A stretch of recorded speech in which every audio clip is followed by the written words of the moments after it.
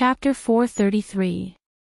While Lin Jiayi was rambling on, a loud bang suddenly sounded behind her, causing her body to tremble in fear. She turned around, only to see that Lin Jiayi's door had been slammed shut. "Are you a lunatic? Are you a lunatic? Why are you slamming the door? Are you trying to show off by smashing your head against the wall? This is most likely a case of falling out of love." "Oh, no, you haven't even fallen in love before, so how could you possibly be falling out of love? This is like having your period come, your reaction is even more intense than that of a woman's." Lin Jiayi yelled at the top of her lungs as she spat at Lin Jiayi's tightly shut door. After which, she turned around and continued down the stairs. "Even though I prefer the vanilla flavor more, I thought of a way to get the best of both worlds, and that is to mix the vanilla and strawberry flavors together. This way, I'll be able to eat both my favorite and Yao Yao's favorite." Lin Jiayi lay lifelessly in his room until the evening. When a servant came upstairs to call for dinner, he, who had been frozen in the same position all this while, finally reacted. Lin Jiayi was on a diet, so she only ate vegetable leaves for dinner. As such, Lin Jiayi was the only one eating in the spacious dining hall. After he sat down, the servant passed him a bowl and a pair of chopsticks before asking, "Young master, do you prefer buns or wontons for your main course?" Lin Jiayi, who was wiping his hands with a hot towel, suddenly froze upon hearing the words buns and wontons. Oblivious to his absent-mindedness, the servant continued speaking, "The buns are filled with crab roe, and the wontons are filled with 3 delicacies." Soft Bun had said that she liked crab roe buns and wontons. The first meal they had together was at the breakfast restaurant near their school, and the one she ordered was filled with 3 delicacies. This time, Lin Jiayi didn't even have the thought of losing his temper. After all, he was the one who had instructed the servants to prepare these meals. Seeing that Lin Jiayi was silent for a long time, the servant asked once more, "Young master, which one do you prefer?" Lin Jiayi snapped out of his daze, and with an indifferent voice, he replied, "I'm not eating the main course." "Servant, I'll bring the dishes over then." Without saying a word, Lin Jiayi nodded slightly. The servant entered the kitchen, and every so often, she would place a dish on the table. "This roast duck was specially delivered from the restaurant according to your instructions. This mala fragrant pot was specially made by our chef from the mala fragrant pot chain store that you mentioned. We've tried it, and it's not inferior to the one in that store. Also, you asked the chef to learn how to cook this fish. This crayfish is spicy today. It's the secret recipe of the crayfish restaurant called Home Flavor that you mentioned. We bought it with money. This milk tea is just a little bit. It's the flavor you wanted. It's a creamy green with milk caps. This is the cake for dessert. It was made by the chef on Old Sir's birthday. This is mango sago, and this is the fruit after the meal, tomato and blueberry." The servant placed all of the dishes on the table, and upon seeing that Lin Jiayi wasn't picking up his chopsticks, she couldn't help but say, "Young master, you should eat while it's hot. It won't taste as good once it gets cold." Lin Jiayi stared at the dishes on the table, not reacting at all. The servant spoke up once more, "Young master." Lin Jiayi finally snapped out of his daze. It took him 3 seconds before his gaze finally fell on the servants, and a few more seconds later, he said, "Take these away. You can have your meal later. Just make me some instant noodles." Chapter 434. The maid thought that she had heard wrongly, so she stared at Lin Jiayi blankly for a long time before she asked hesitantly, "Instant noodles?" Lin Jiayi replied with an mm. He paused for 2 seconds. He was just about to add a ham sausage when he suddenly recalled how Shuyao often munched on ham sausages when they played together. In an instant, the words that he wanted to add a ham sausage got stuck in his throat, and he couldn't bring himself to say them anymore. The heavens really wanted him dead. Could someone tell me if I'll ever be able to eat anything in the future? Lin Jiej sighed inwardly before waving his hand to the maid and saying, "Go." Seeing that Lin Jiej wasn't joking, the maid could only remove the sumptuous delicacies from the table and head to the kitchen to cook instant noodles. By the time the maid was done cooking the instant noodles, Lin Jiej was still seated at the dining table. His head was tilted to the side, and he was looking out through the wide floor-to-ceiling windows of the dining room. The maid's impression of Lin Jiej was that he was a man of few words, but this was the first time she had seen him so quiet. She couldn't help but take a few more glances at him. It was only then that she realized that Lin Jiej wasn't looking at the night scenery outside the window but in a daze, or to be more precise, he looked like he was in a daze. In a daze. The maid was shocked by this realization, so much so that when she placed the instant noodles on the table, she accidentally used too much force, resulting in a resounding clang. Lin Jiej snapped out of his daze. Without saying a word, he picked up his chopsticks and began eating the instant noodles silently. Walking out of the dining room, Lin Jiej received a call from Liang Jusi. A call from the relative of the villain who ruined one's marriage. Lin Jiej sneered coldly in his heart as he blacklisted Liang Jusi in the next second. Putting away his phone, Lin Jiej was just about to head upstairs when he suddenly noticed that the television in the living room was still on. Two maids who had nothing else to do were currently watching it. The television was playing a Korean drama, and they were speaking in Korean. As he was walking up the stairs, he happened to be facing the television, so he took a few more glances at it. It was then that he realized that the male lead was confessing to the female lead. The male lead's lines were particularly moving. "Do you think that today is especially sweet? From now on, days like this will become your daily routine." Female lead: "What do you mean?" The male lead: "I want to date you." The female lead was stunned. After about 3 seconds, she said, "I'm sorry, you're not my type." A servant couldn't help but sigh when she saw this. Wow, the confession actually failed. "I've lost, and lost." These words caused Lin Jiej to freeze on the spot. After about 3 seconds, he lifted his feet. This time, he didn't go upstairs. Instead, he walked directly to the TV and unplugged it. He didn't wait for the two servants to speak and coldly said, "Are you done with your work? Let's watch TV here. I paid you to come here just to watch TV. If you really have nothing to do, then go jogging in the yard." After saying those words, Lin Jiej left the two stunned servants behind and headed upstairs. Back in the bedroom, he collapsed on the bed again. He didn't know how long he had been lying there. Maybe it was a long time, maybe it was just a short while. Then there was a knock on the bedroom door. He pretended not to hear. But the knocking didn't stop at all. Unable to take it any longer, Lin Jiej got off the bed, walked to the door, and pulled it open. He was just about to yell at the servant when the latter spoke up first. "Young master, Miss Sure is here. Young mistress asked me to call you down." Chapter 435. Young master, Miss Sure is here. The first young mistress told me to call you down. Lin Jiej replied with a nonchalant indicating that he understood. Then, he walked out of his bedroom absent-mindedly, but as soon as he took a step forward, the words that the maid had said earlier suddenly flashed across his mind once more. "Miss Sure. Sure. Sure Yao. Soft bun. The big white chubby who's been sending me frequent messages about canceling our engagement recently." As the series of nicknames flashed across Lin Jiej's mind, he retreated back into his room and slammed the door on the maid's face.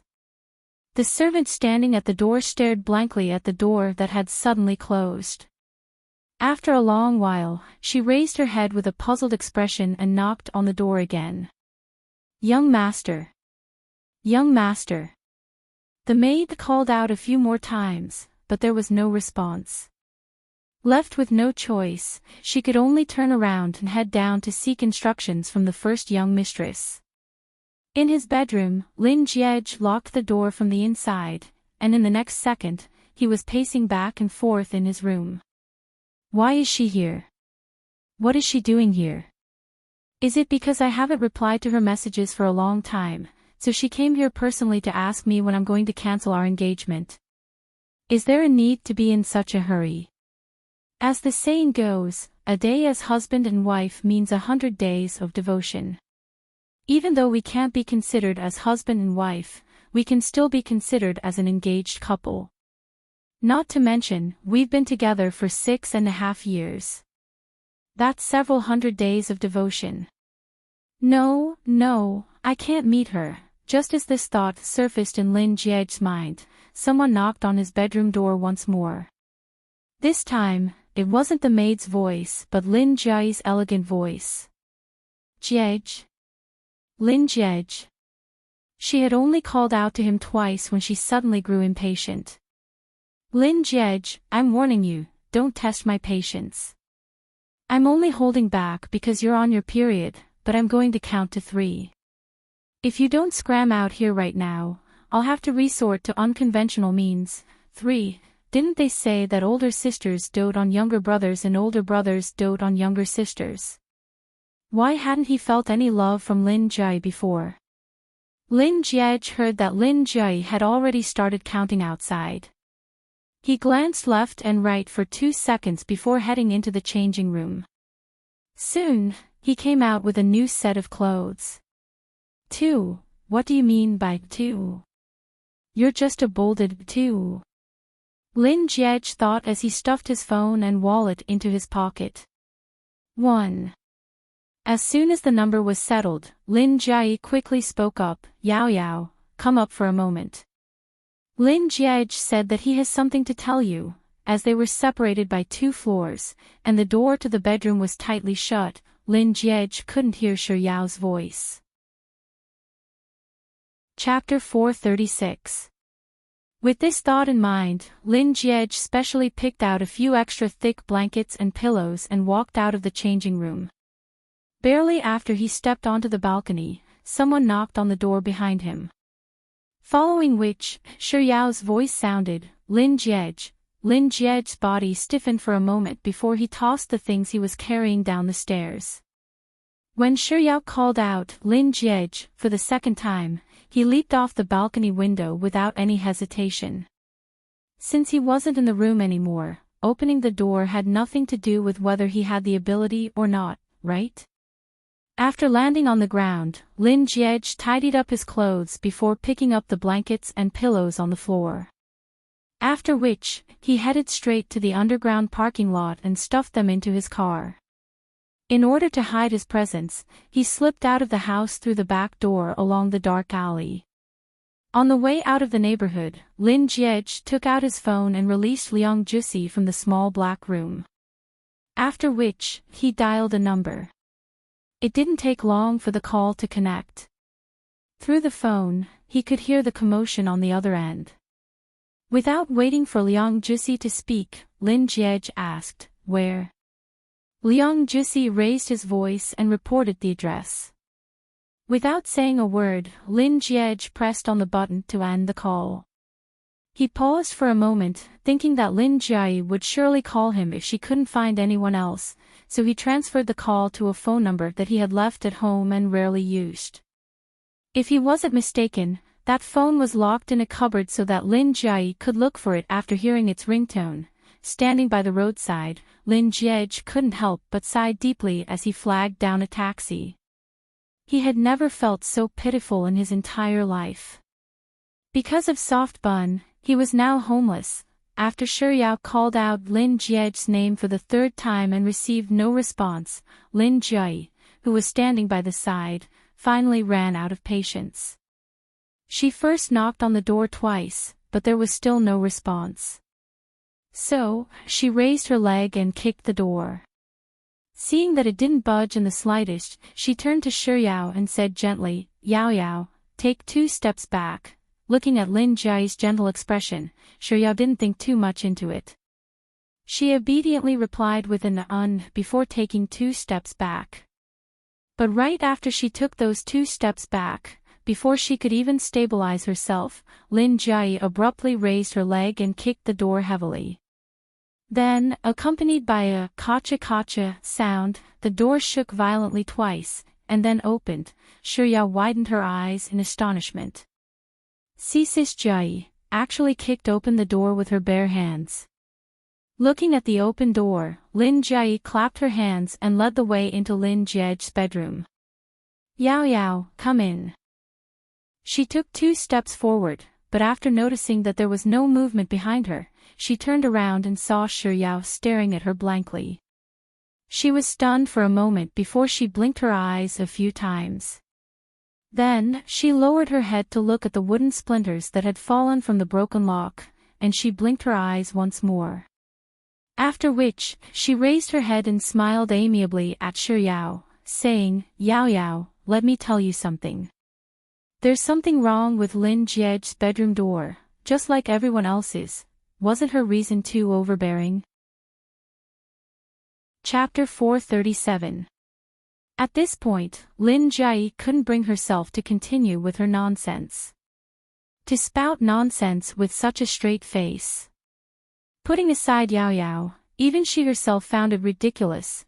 Just as Lin Jiayi was pondering over what she should do, Shuyao suddenly heard the words locked from the inside for no reason, and she couldn't help but recall how she and Lin Jie had been locked from the inside the first time they entered his bedroom. She nodded in agreement and said, Oh, I know. There's indeed something wrong with his door. Ah. She believes me. It can't be, right? How could he be believed when he was lying with his eyes wide open? Lin Jiayi stared at Shuyao in disbelief for a moment before grasping the crux of the matter. Yao Yao, how do you know that there's something wrong with his door? I was too preoccupied with replying to Sis Jiayi's words that I forgot that her words could easily lead to more conjectures. Just as Shuyao was thinking about how she should respond to Lin Jiayi's words, Lin Jiayi seemed to have guessed something, and she spoke up once more. Oh, I get it. Yao Yao, were you locked from the inside before? When? You were locked from the inside together with Lin Jie. Hurry up and tell me, what did the two of you do after you were locked in the room? Was it during the day or at night? Yao's face reddened upon hearing Lin Jiayi's question. Sis Jiayi, that was an accident. Lin Jiayi replied with a knowing look, I understand. Love begins with accidents. Lin Jiayi's tone was relaxed a moment ago, but after saying those words, her eyes suddenly dimmed. That's right. Love starts from an accident. Just like her and Enchanting, it also started from an accident. But their love, in the end, was really just an accident. Embarrassed by Lin Jiayi's words, Yao's face reddened even further, and she lowered her head. Sis Jiayi, hearing Yao's voice, Lin Jiayi snapped out of her daze, and in just a short instant, her expression reverted back to its previous gleeful look. All right, stop fooling around. Lin Jie. Where are you? Come out. ATM, can you hear me? If you dare, come out right now. Why wasn't it in the cupboard, under the bed, or even in the toilet? How could a person suddenly disappear into thin air? If the heavens were to give Liang Jusi another chance to relive this day, he would choose not to tell Lin Jie his address. As the saying goes, it's easy to invite a god, but it's hard to coax him. It had only been 5 short minutes since Lin Jie had arrived, but he had already lost all hope in life.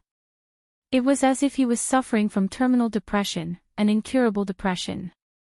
As soon as Lin Jie stepped into the suite, Liang Jusi immediately stood up excitedly, Brother Jia, but before he could finish his words, Lin Jie had already shot him a cold glare. Do you think I'm close to you? You always call me brother. Chapter 438. 2 minutes and 48 seconds after Lin Jie stepped into the suite, there was a male couple among the guests. The two of them were a little too close to one another, and from time to time, they would clinch their beer bottles against each other. On the third clinch, Lin Jiej spoke up once more, "Can the two of you sit a little further away?" 5 minutes later, Lin Jiej and Liang Jusi were the only ones left in the bustling suite. Liang Jusi shot a glance at Lin Jiej, who was leaning against the sofa with an incredibly dark expression on his face. He shook his head and sighed deeply before speaking up, "Judging from your expression, it can't be that you've just fallen out of love." Before Lin Jiej could finish saying the word love, he was already glaring at Liang Jusi with a gaze so sharp that it seemed as if countless blades were hidden in the depths of his eyes. Liang Jusi hurriedly covered his mouth in fright. *T. He actually guessed it right. However, he hadn't fallen in love before, so he couldn't be considered to have fallen out of love. So, was this a show of affection between the two of them? "My dear grandma, I'm afraid that I'll be living a life worse than death in the near future." While Liang Jusi was lamenting in his heart, Lin Jiej reached out for a bottle of water on the table. Liang Jusi's eyes darted around as he hurriedly spoke up to stop him. "If you're in a bad mood, you should drink." The intelligence of his entire family must have been inherited from him. As long as he could get Brother Jia drunk, wouldn't he be able to live his life in fear and tread on thin ice? With such thoughts in mind, Liang Jusi spoke up. "Alcohol is a good thing. Getting drunk can cure 1,000 worries, and it can make a person forget all the unhappy things. Brother, I'll drink with you tonight." As he spoke, Liang Jusi picked up 2 unopened bottles of beer from the table and passed one of them to Lin Jiej. After which, he raised his own bottle to Lin Jiej and poured it down his throat. When Liang Jusi had drunk around half a minute, Lin Jiej also brought the bottle to his lips. 5 minutes later, the beer on the table was finished. Liang Jusi called for a waiter, and the waiter brought another bottle of beer in. 10 minutes later, Liang Jusi called for a waiter once more, but this time, his speech was a little slurred. Half an hour later, Liang Jusi was already staggering on his way to call for a waiter. 50 minutes later, Liang Jusi was sprawled on the ground, hugging his beer bottle and sleeping soundly. On the other hand, Lin Jiej maintained his original posture. He sat elegantly on the sofa and leisurely raised his bottle of wine to gulp down the last mouthful. After which, he beckoned for the waiter to bring more wine. As more and more empty wine bottles piled up on the table, Lin Jiej, who had been sober all this while, finally began to feel a little tipsy. However, not only did he not get drunk as Liang Jusi had said, his mind became even more clear-headed. He sobered up and realized that he was thinking of her, or, he had been thinking about it for the past few days, but he didn't want to face it. He rejected everything related to her because he was afraid of awakening the truest thoughts in his heart. He thought that as long as he suppressed the truest thoughts in his heart, over time, it would be as if she had never appeared in his world. But no matter how hard he tried to escape or hide, she was in his world. She was like a shadow following him everywhere. Admit it, she's more important than you think. Accept your fate. You like her far more than you can imagine. Lin Jiej gulped down another bottle of beer before whipping out his phone and searching for Shi Yao's phone number. Chapter 439.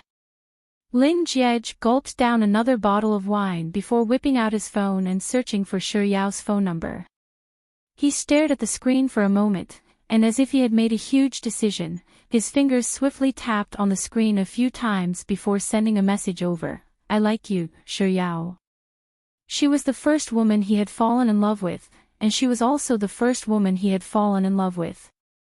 He had to admit that the confession he hadn't been able to make in time had been stifled by her words of annulment, and he had thought that he should just let it go, but, on the second day, he was thinking, should I just let it go? On the third day, he was thinking, if I really let it go, what will I do in the future? At this very moment, he was thinking, I can't just let it go, I can't just let it go. I like her so much that I want to marry her. If I just let it go, what will I do in the rest of my life? He couldn't be bothered to figure out whether it was the wine that emboldened him or the wine that allowed him to see his truest thoughts.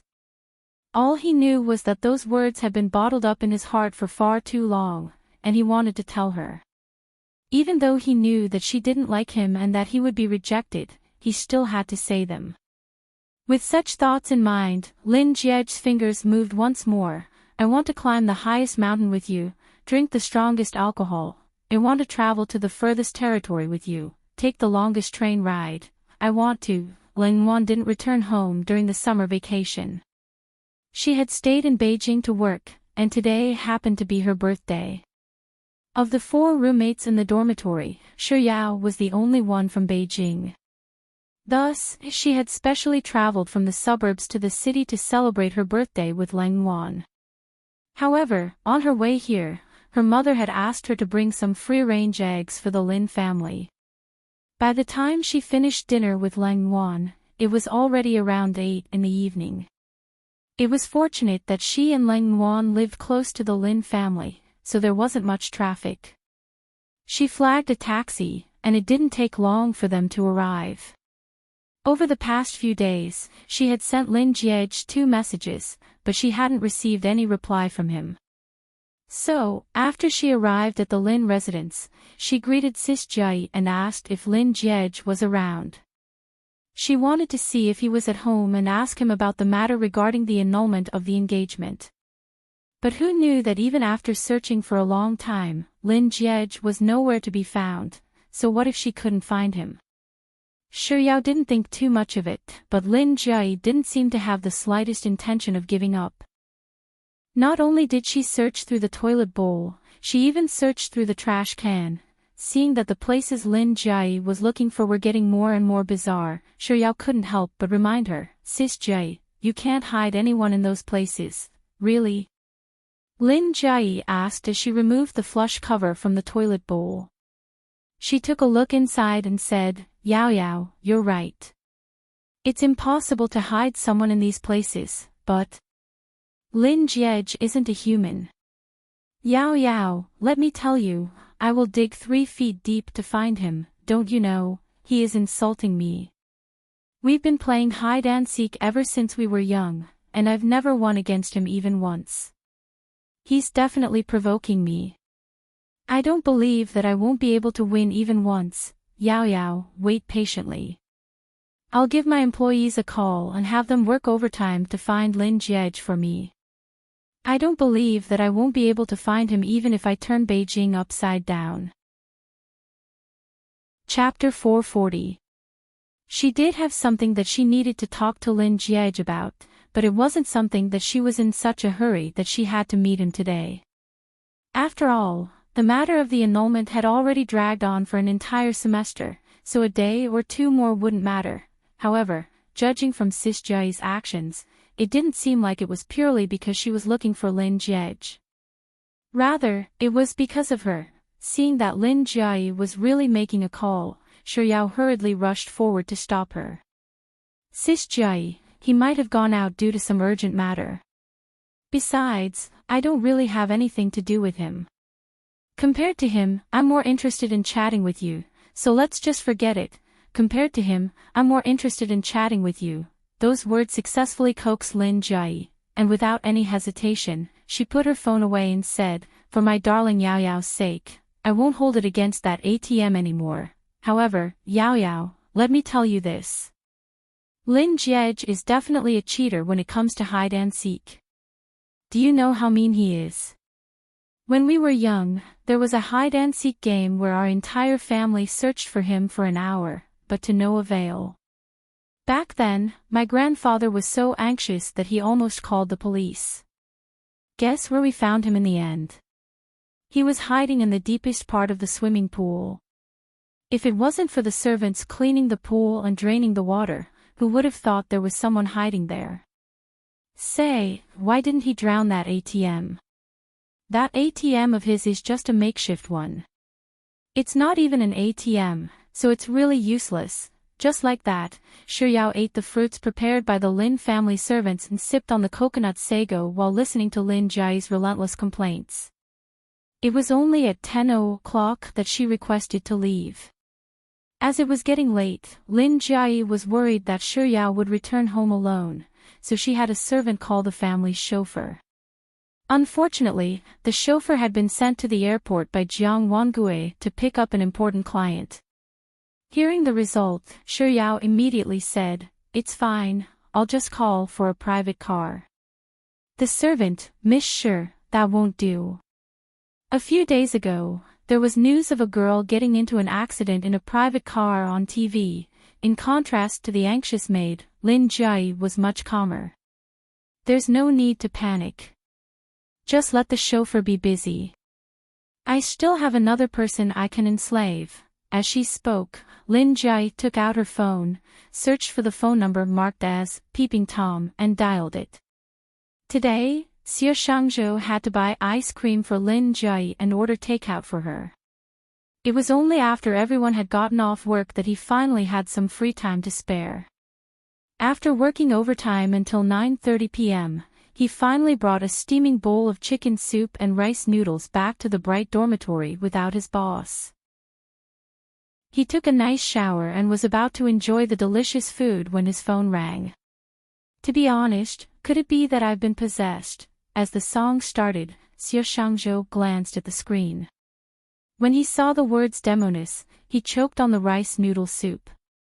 He suddenly coughed violently. He cursed in his heart, "She-devil, inhumane." Then, he answered the phone and said in a flattering tone, "Boss Lin, what can I do for you?" Lin Jiayi's voice was cold and haughty, "Arrive at my doorstep in 20 minutes. Xie Shangzhou glanced at the rice noodles that he had just eaten and asked, "Boss Lin, can I?" Lin Jiayi, "No." Chapter 441. "Boss Lin, please." Before Xie Shangzhou could finish his words, Lin Jiayi had already hung up the phone mercilessly. "Inhumane demoness, capitalist. One day, I'll make a comeback and sing for you." Xie Shangzhou stuffed another 2 mouthfuls of noodles into his mouth before changing his clothes and rushing out of the dormitory room. Honestly speaking, could it be that the heavens are jealous of me? I've been tortured so much that I really want to retaliate. 18 minutes later, Xie Shangzhou arrived at the Lin family's residence punctually. When Lin Jiayi sent Shuyao out of the house, she heard a commotion coming from the neighboring courtyard through the fence, so she couldn't help but turn her gaze over. She saw Liang Huiling, Liang Mumu, and Liang Mumu in the courtyard, and Liang Mumu was bawling her eyes out, "Auntie, I was wrong. I was really wrong. Auntie." There were 2 maids in the Lin family, and they might have heard the commotion earlier on, so they were eavesdropping in the courtyard. Lin Jiayi couldn't help but ask with a hushed voice, "What's going on?" The maid replied, "It seems like Madame Liang is sending Miss Liang back to her hometown, but Miss Liang doesn't want to go back." Madame Liang's heart softened at her cries, but Mr. Liang isn't willing to keep her. Hearing those words, Shuyao couldn't help but frown. She asked curiously, "Doesn't Madame Liang dote on her niece a lot? Why would she suddenly want to send her back to her hometown?" The maid replied, "I'm not too sure either, but I heard the words Grandpa Lin and birthday banquet. As for what's going on, I can't really guess." "Is that Grandpa Lin our grandpa?" "Oh, is that so?" Lin Jiayi replied. Shuyao didn't say a word. The 2 of them had attended Grandpa Lin's birthday banquet, so they could roughly guess the reason behind it. Liang Mumu cried even more pitifully. Liang Huiling also burst into tears. "Hubby, look at how Mumu is acting. She must have realized her mistake, so she won't mess around anymore. Why don't you just send her away?" With a sobbing tone, Liang Mumu said, "That's right, uncle. I know that I'm in the wrong, and I won't mess around anymore. Please forgive me just this once. You've always doted on Mumu, uncle." Liang Huiling's husband seemed to be a little annoyed by the crying of the 2 women. He said to the butler standing beside him, "What are you doing here? Hurry up and send Miss Biao to the car. If you don't hurry up, we will miss the plane." After a pause, Liang Huiling's husband turned to look at Liang Huiling. You spoil her all you want. It's all your fault. If you dare to stop me again, you'll leave with her. Perhaps it was because Liang Huiling and Liang Mumu were frightened by Liang Huiling's husband that they simply cried, not daring to say another word. After the butler urged Liang Mumu a few more times, the hopeless Liang Mumu finally followed the butler out of the house. Uncle Liang sure is a wise man. It's fortunate that his son took after him. If his son had taken after Liang Huiling, their Liang clan would have really been doomed. Lin Jiayi muttered under her breath. Seeing that there was nothing else to gossip about, she turned to Shi Yao and said, Let's go, Yao Yao. Without saying a word, Shi Yao followed Lin Jiayi out of the house. Even though Liang Mumu had left the house earlier than the two of them, she still reached the entrance of the house at the same time. Chapter 442. Liang Mumu's face was still wet with tears, and her eyes were incredibly red and swollen. However, in the instant that she laid her eyes on Shi Yao, a vicious glint flashed across the depths of her eyes. Shi Yao frowned, but she pretended that she didn't see it at all. She was just about to walk over to the car when Lin Jiayi, who was following beside her, suddenly spoke up, What are you looking at? Have you never seen a beauty before? Under Lin Jiayi's ferocious gaze, Liang Mumu's tears soon fell once more. As much as she hated Shi Yao, she didn't dare to provoke Lin Jiayi. Even her voice was extremely cautious as she spoke, Sis Jiayi, what about me? I don't want to hear it. Lin Jiayi didn't give Liang Mumu a chance to continue speaking. She cut her words off coldly before turning to look at Shi Yao. As if she was born with a face, her sharp gaze instantly turned gentle. Yao Yao, remember to give me a call when you get home. I'll wait for your call before I go to sleep. I got it, Sis Jiayi, Shi Yao replied meekly. Drive safe. Lin Jiayi said to Shi Yao with an amiable expression before turning to glare at Xie Shangzhou. What are you waiting for? Open the car door. To think that he, a top student of G University, would actually be reduced to working for a demoness, Xie Shangzhou's heart was filled with tears and snot, but he put on a bright smile and ran over to open the car door for Shi Yao. Drive slower. It doesn't matter if you die or if your car is destroyed. If anything were to happen to my Yao, let me tell you, I'll skin you alive, pull out your tendons, braise your meat and roast it to go with my wine. Lin Jiayi waited for Shi Yao to get into the car and closed the door. After confirming that Shi Yao couldn't hear her, she turned to Xie Shangzhou and warned him. Xie Shangzhou's tone was so firm that he was just short of swearing to the heavens, Boss Lin, don't worry. I'll send little Junior home safely. Lin Jiayi fell silent. To be more exact, she couldn't be bothered with him anymore. Xie Shangzhou waited for a moment before asking, Boss Lin, may I leave now? Lin Jiayi waved her hands, gesturing for Xie Shangzhou to leave. After Xie Shangzhou got into the car, Shi Yao closed the door and bid farewell to Lin Jiayi with a smile, Sis Jiayi, goodbye. Yao Yao, goodbye. Lin Jiayi took a step back and waved her hand with an amiable expression on her face. It was only after the car had driven far away that she finally retracted her hand and turned around to head back home. However, she suddenly noticed that Liang Mumu was still standing at the entrance, and her footsteps faltered for a moment. After a moment of contemplation, she added, Miss Lin, Big Miss Lin, Boss Lin, Miss Lin Jiayi, whatever you like, just don't call me Sis Jiayi. Hearing Lin Jiayi's words, Liang Mumu's eyes brimmed with tears once more. Lin Jiayi replied impassively with a heh in her heart before storming into her house. As soon as she got home, the first thing Shi Yao did was return Lin Jiayi's call. After hanging up the call, Shi Yao was just about to head to the bathroom to take a bath, but before she could even put down her phone, she suddenly received a notification. She subconsciously took a look at the screen and saw that it was a message from Lin Jiej. She thought that he had finally replied to her about the annulment of their engagement, so she quickly tapped on it. What she saw were 6 words that she couldn't even imagine in her wildest dreams. I like you, Shuyao. I like you, Shuyao. As these 6 words flashed through Shuyao's mind, her hands suddenly trembled, and her phone fell to the ground with a resounding paw. Chapter 443.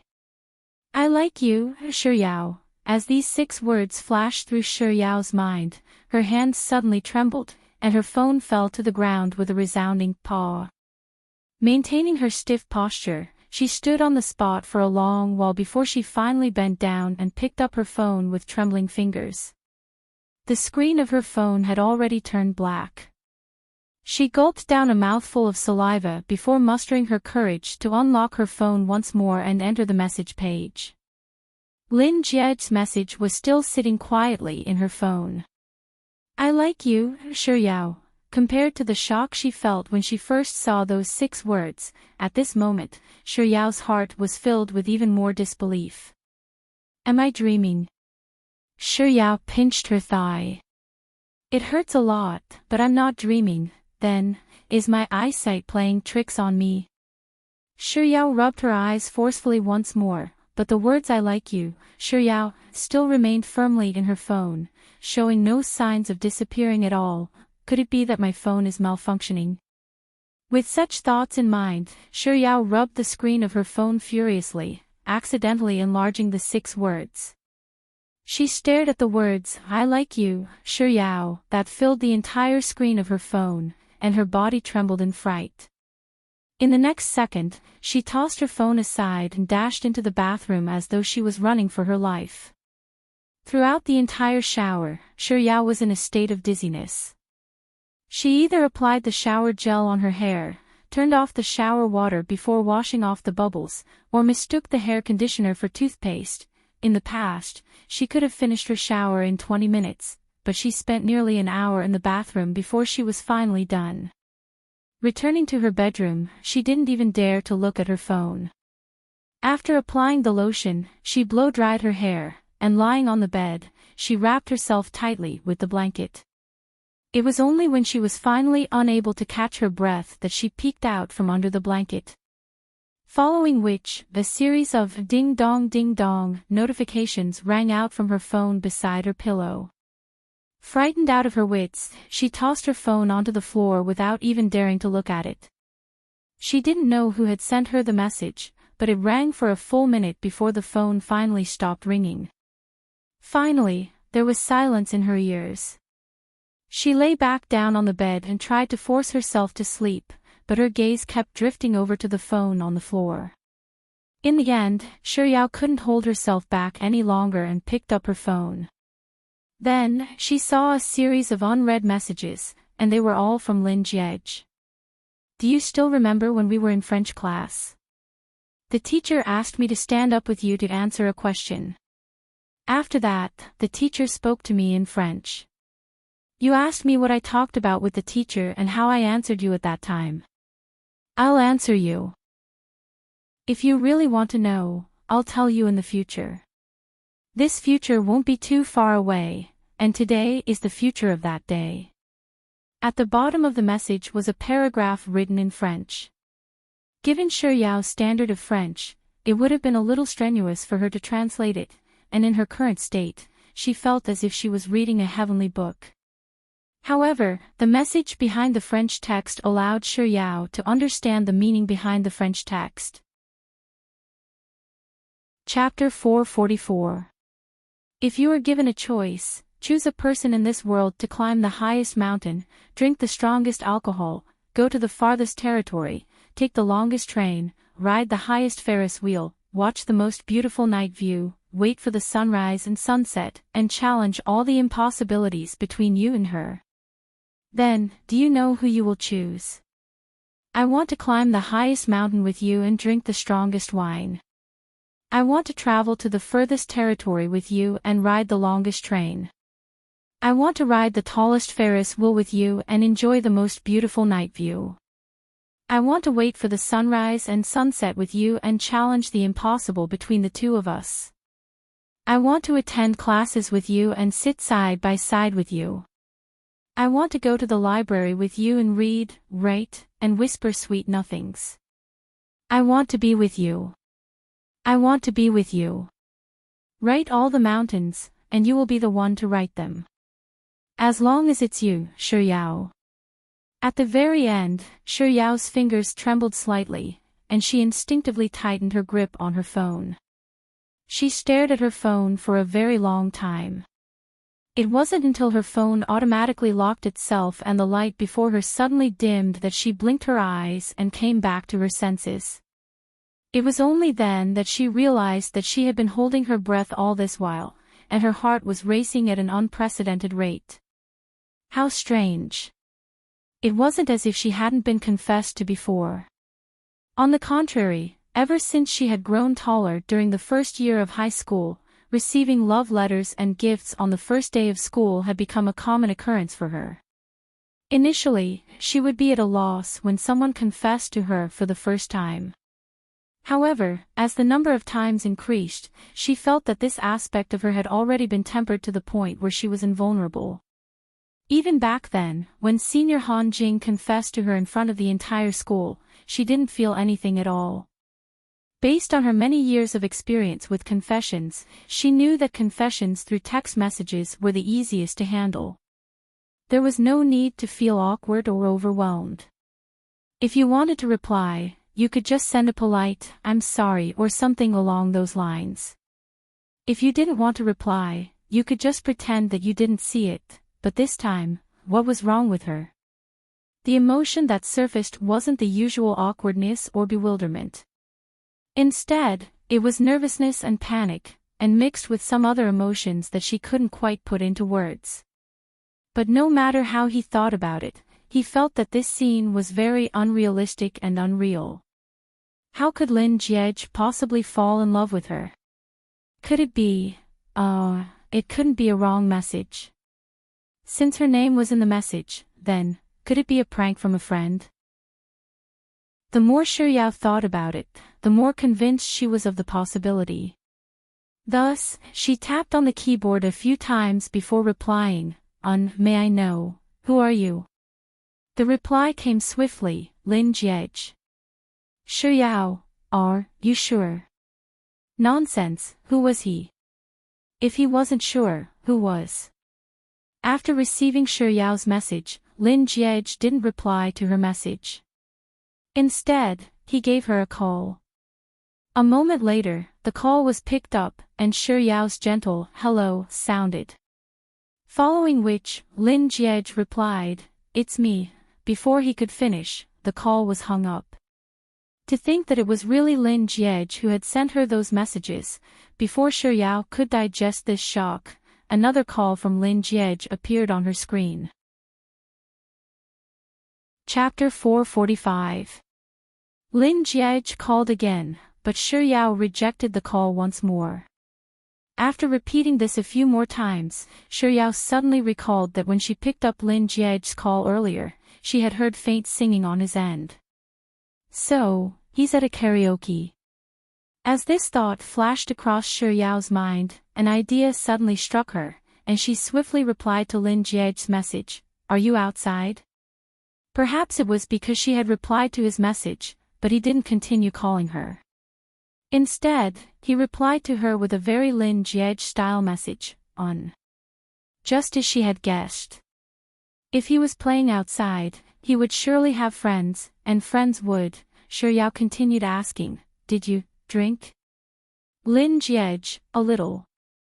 Xiuyao heaved a sigh of relief, and her typing became much more relaxed. "So, you're sending me nonsense when you're drunk, am I right?" Unlike his usual stingy style, Lin Jiej's reply was much longer this time around. "What do you think of my earlier words?" "Those earlier words." Xiuyao returned the message and read it again. Even though it was the second time, she was still tempted by those words. She stealthily touched her thumping heart and replied honestly, "It's very good. It's artistic and refreshing, and it's also very logical." Lin Jiej, So, have you ever seen anyone spouting such artistic, refreshing, and logical nonsense when they're drunk? Was she sending herself to Lin Jiej's doorstep to slap her face? It couldn't be that. Lin Jiej was being serious, right? What should I do? Why is his credibility so low? Yao was conflicted for a moment before she thought of another possibility, which was also the last one she could think of. Then, are you playing truth or dare with your friends? It's similar to the game we played previously. If you lose, you'll either have to answer the question honestly, or you'll be instructed to do something. If you lose, your friend picked a random number and told you to send those words to that person, and coincidentally, that number is me, right? After typing out the long paragraph, even Yao felt that this was the correct answer. Perhaps it was because her message was too long, but it took roughly 2 minutes before she received Lin Jiej's reply. 1. I'm not playing. So, the answer she thought was correct was wrong. Yao froze once more. Lin Jiej sent another message. 2. I've never lost a game. Isn't the style a little off? He still has the mood to be cocky at a time like this. Yao felt a little awkward. At the same time, it also alleviated the anxiety she felt from his first message. Lin Jiej. 3. No one can force me to do something I don't want to do. This message is even more arrogant than the previous one. Yao stuck out her tongue. Lin Jiej. 4. I'm not truth or dare, I'm truth or dare. Yao's relaxed mood only lasted for 2 messages before it was shattered by the 4th. I'm not truth or dare, I'm truth or dare. He was telling her that he wasn't playing a game. He was seriously confessing to her and waiting for her answer. Yao held her breath once more. She stared at the screen for a long while, and after confirming that there was nowhere for her to run, she could only choose to face it head-on. Are you serious? Lin Jiej. Yes. Chapter 446. That's right. I'm serious. I really like you. If he hadn't called her earlier, she wouldn't have believed that the person on the other end of the call was Lin Jiej. But now, even if she were to be beaten to death, revived, and beaten to death again, she had no choice but to believe that Lin Jiej's message was serious, that it was real, and that it had really happened. She remembered that before the holidays, Lin Jiej had sent her a box of clothes. Back then, Tian had even asked her if Senior Lin had fallen in love with her. Back then, her reply had been resolute. It's impossible. He can't possibly like me. That's what I really thought. That's what I've been thinking all along.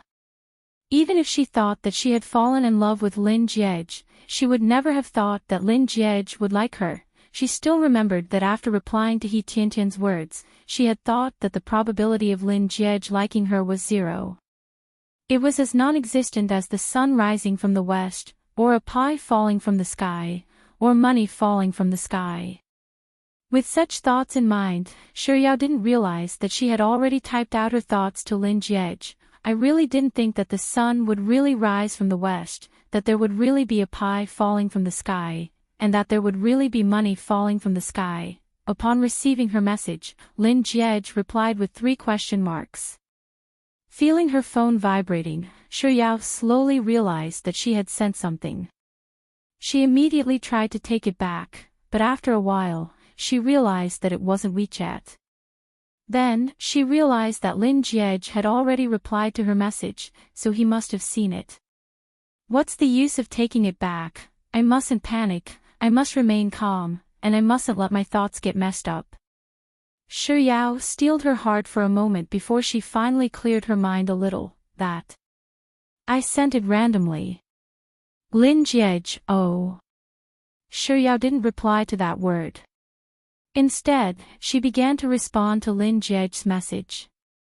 She pondered for a moment before typing, I'm sorry, but we're not compatible, not compatible. Did I get rejected? Besides, How am I not compatible with you? I'm supposed to be a good match. Lin Jiej had already expected that he would be rejected before sending the message, so when he saw the message, a hint of sadness still surfaced in his eyes. However, he didn't tell her to leave on her own like he had done at the peak of the mountain of Long Cry. Instead, he replied with a single word, "What?" Shuyao pondered for a moment before speaking her mind honestly. "It's because I've never thought of liking you, and in my heart, I don't think that you'll ever like me. Even if I'm the only woman left in the world, it's impossible for you to fall in love with me. So, it's impossible for us to be together. I've never thought of liking you. It's not that I don't like you." Although his confession had failed as he had imagined, compared to the blow she had dealt him at Changming Mountain, this could be considered a turning point. But what did she mean by, "we can't do it"? He was obviously very capable. With this thought in mind, Lin Jiej persisted for a moment before asking, "Is it really impossible?" She didn't expect him to be so patient. Shuyao fell silent for a moment before replying, "I'm sorry." The meaning of these 3 words should have been very clear, right? He probably wouldn't ask her anymore, right? But little did Shuyao expect that she would receive Lin Jiej's reply in the very next second, "It's fine. I'll ask you again in the near future." Chapter 447. But little did Shuyao expect to receive Lin Jiej's reply in the very next second, "It's fine. I'll ask you about it later. I'll ask you about it later." What does he mean by that? Is he indirectly telling me that he's going to start courting me from now on? Isn't this development a little too fantastical? Even though Shuyao knew that everything that was happening was real, she still found it hard to believe and accept it. She stared at her phone for a long while before she finally typed out a line of words and sent it over. "Lin Jiej, are you sure that you're not playing a prank on me? Lin Jiej, do I look like someone who has nothing better to do?" She wasn't a roundworm in his stomach, so how would she know whether he was a person who had nothing better to do? Just as Shuyao was muttering those words in her heart, a new message popped up on the screen. "You can reject my confession, but you can't doubt my sincerity. You're really hurtful. You should know that this is my first time." My first time. Does he even know how to use words? Shuyao's face reddened a little before she continued thinking about it. Is he angry? All right. If he's being sincere, then it does seem a little too much for me to doubt him time and time again. However, who would have thought that the person who ruined her cake in the woods a few months ago and threatened to marry her by writing his name backwards would like her? Shuyao puffed up her cheeks and replied, "I don't mean anything by it. I just feel like my head is spinning after reading those messages. It doesn't feel real." After successfully sending the message, she didn't receive a reply from Lin Jiej for a long time. Shuyao thought that this incomparably fantastical incident was finally coming to an end. She heaved a sigh of relief. Just as she was about to put down her phone, it suddenly rang. Shuyao instinctively looked at the caller ID on her phone. Lin Jiej. In the next instant, as if grabbing onto a hot potato, Shuyao tossed her phone away. Her phone kept ringing, so Shuyao raised her leg and kicked it a little further away. The ringing of her phone finally stopped. Shuyao patted her chest lightly. Before she could recover from the shock, her phone rang again. Is there something wrong with Lin Jiej? What happened to his cold personality? May I ask who ate all of them? The phone was still ringing. If she didn't pick up, she wouldn't have tirelessly called all night, right? Shuyao struggled for a moment before she weakly reached out to pick up her phone. With trembling fingers, she pressed on the answer button. Shuyao didn't say a word. Through the phone, she could vaguely hear Lin Jiej singing, "Slowly falling in love with you, slowly getting intimate with you, slowly talking about myself, slowly walking together with you." This word was so ambiguous that it made Shuyao feel even more nervous. It hadn't been too long, but the silence on both ends had left her feeling a little overwhelmed.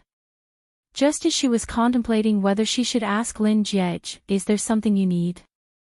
Lin Jiej's voice sounded from the other end of the earpiece, "Your head is spinning from reading those messages. Is it really surreal?"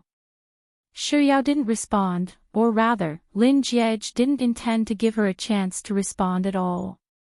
He paused for 2 seconds before asking once more, "Shuyao." Chapter 448. Right after she said those words, he spoke once more, "I like you." Shuyao was stunned. She could clearly feel her breathing and heartbeat coming to a halt in that instant.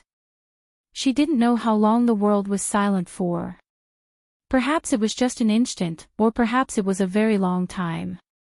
Then, she heard his voice once more, "Is it real now?" As his words came to an end, the silence on the other side of the room caused the song on the other side to become clear once more. "Slowly, I'll cooperate with you, slowly give myself to you, slowly fall in love with you, slowly reminisce about you, slowly grow old with you." It was only then that Shuyao finally realized what Lin Jiej had just said over the phone. Her heart suddenly began to race uncontrollably, and it was beating faster and faster. Perhaps it was because she hadn't spoken for a long time. Lin Jiej spoke once more, "You." It was a simple word, but it caused every cell in Shuyao's body to tense up. She didn't dare to listen to what he was going to say next, so she anxiously interrupted him, "It's already late, I'm going to sleep now." "Bye," Shuyao chuckled dryly, and without giving Lin Jiej any chance to react, she hung up the call. Soon, her phone screen lit up. It was a message from Lin Jiej, "Good night." She didn't reply to his message. Instead, she switched her phone to silent mode and placed it on the study table furthest away from her bed. She switched off the lights and lay down on the bed. Not too long after she closed her eyes, the conversation between her and Lin Jiej on the phone rang in her ears. "Shuyao. I like you. Is it real now?" Real like a strawberry ice cream ball. Not only was it not real, it made her even more dizzy, all right? At this moment, she felt as if she was lying on cotton candy, bobbing up and down. Just like a piece of beef in a hot pot that was being tossed and turned again and again. Why did Lin Jiej suddenly confess to me? Shuyao flipped around in frustration. How did Lin Jiej fall in love with me? Hugging the carrot-shaped pillow, Shuyao flipped around once more. Didn't we agree to be friends? How should I react when I see him in the future? Shuyao tossed the carrot-shaped pillow aside before grabbing a strawberry-shaped pillow and hugging it tightly in her embrace. Senior Han Jing was also her friend. Why didn't she have so many worries when he confessed to her? That's right, why was she so distressed and conflicted? Besides, she already had a guy she liked, but it's still so annoying. Shuyao frantically buried her head into the pile of candy and plush toys. After successfully sending the "good night" message, Lin Jiej waited for a while. Seeing that there was no response from Shuyao, he decided not to pester her anymore. Instead, he put away his phone and continued drinking. By the time he finished all the wine on the table, he was really a little drunk. He leaned against the sofa and sat for a while. Then, he collapsed on the sofa and closed his eyes. Compared to Liang Jusi, who was lying on the floor with a bottle of wine in his hands, Lin Jiej was much quieter. His breathing was very even, and his expression was very calm, making it seem as if he had fallen asleep. However, there was a very light sigh coming from his lips. Then, with a hint of drunkenness in his voice, he muttered, "Soft bun." Chapter 449. Steamed bun. Liang Jusi abruptly sat up from the floor and muttered, "What kind of stuffing is that?" Lin Jiej, who was lying on the sofa, opened his eyes due to Liang Jusi's ruckus. His eyes were a little glazed over. Liang Jusi shook his head as he looked around. "Where's the steamed bun? Where's the steamed bun?" Hearing Liang Juxi's words, Lin Jiej blinked twice, and his eyes finally cleared up a little. What does it have to do with you where the steamed bun is? With this thought in mind, he raised his hand and touched his chest. Then, his expression turned hazy once more, as if he was immersed in his own world. He muttered to himself once more, "Where's the steamed bun? Do you even need to ask such a stupid question?" As he spoke, Lin Jiej's lips curled up into a smile reminiscent of an innocent child's. Then, he muttered softly, "The steamed bun is in my heart." On the other hand, Liang Juxi didn't hear what Lin Jiej was saying at all, and after shouting for a long time, he still didn't see any dumplings. Thus, he shouted once more, "I love eating dumplings, especially old song soup dumplings from South Street. They're super delicious. Hurry up and give me a dumpling." Before Liang Juxi could finish his words, Lin Jiej had already sobered up. "Liang Juxi, you bastard. Are you asking for a beating? It's one thing for you to yell at me, but to yell at my grandpa as well." Liang Juxi hugged the wine bottle tightly as he rolled on the floor. Just as Lin Jiej was about to slap Liang Juxi to death, Liang Juxi, who had rolled to the side of the karaoke platform, picked up the microphone that had been tossed to the ground. "I picked up a bone, but I'm not letting you eat it. Who asked you to be so fierce toward me? Who asked you to not even spare my grandpa?" Liang Juxi placed the microphone back into his mouth and began chewing on it. Unable to look at this sight, Lin Jiej turned his head away with an indescribable look on his face. Liang Juxi played with the microphone for a while longer before he hugged the wine bottle in one hand and the microphone in the other before falling into a daze once more. Lin Jiej closed his eyes once more after he regained some peace and quiet. Perhaps it was the effects of the alcohol, but his brain felt heavy again. Before he lost consciousness, her figure appeared in front of him again. "The sky is black and the earth is yellow. The universe is vast and desolate, the seasons come and go, the seasons are harvested and the seasons are hidden. Sure Yao, we have plenty of time in the future." By the time Lin Jiej got home, it was already 4 in the morning. Everyone in the house was asleep. The big house was extremely quiet. He tiptoed back to his bedroom, washed off the smell of alcohol, and continued to sleep on the bed. When he opened his eyes again, the sun was shining brightly outside the window. It was almost noon. After washing up, Lin Jiej casually picked out a set of home clothes and headed downstairs. The servants on the first floor had finished their work and were chatting with each other. Someone with sharp ears heard movement upstairs. He immediately lowered his voice and said, "The young master seems to be awake." As the servant's voice fell, the other servants either ran out of the house or into the servants' room. Some of the slower ones simply slipped into the bathroom. In just a few seconds, the living room, which was originally quite lively, was instantly empty. Chapter 450. Lin Jiej slowly made his way down the stairs. He thought that as soon as he reached the living room, the servants would rush up to him and ask him what he wanted to eat, just like usual. However, when he walked to the sofa in the living room and sat down to rest for about 2 minutes, not a single servant appeared by his side. He then turned his head to look around the empty living room and couldn't help but feel a little puzzled. This is really weird. Where did all the servants who usually wander around the living room, as if afraid that others wouldn't know what they were doing, run off to? Lin Jiej calmly sat on the sofa for a while longer, and after confirming that no one appeared, he stood up, walked up to the floor-to-ceiling window, and took a glance outside.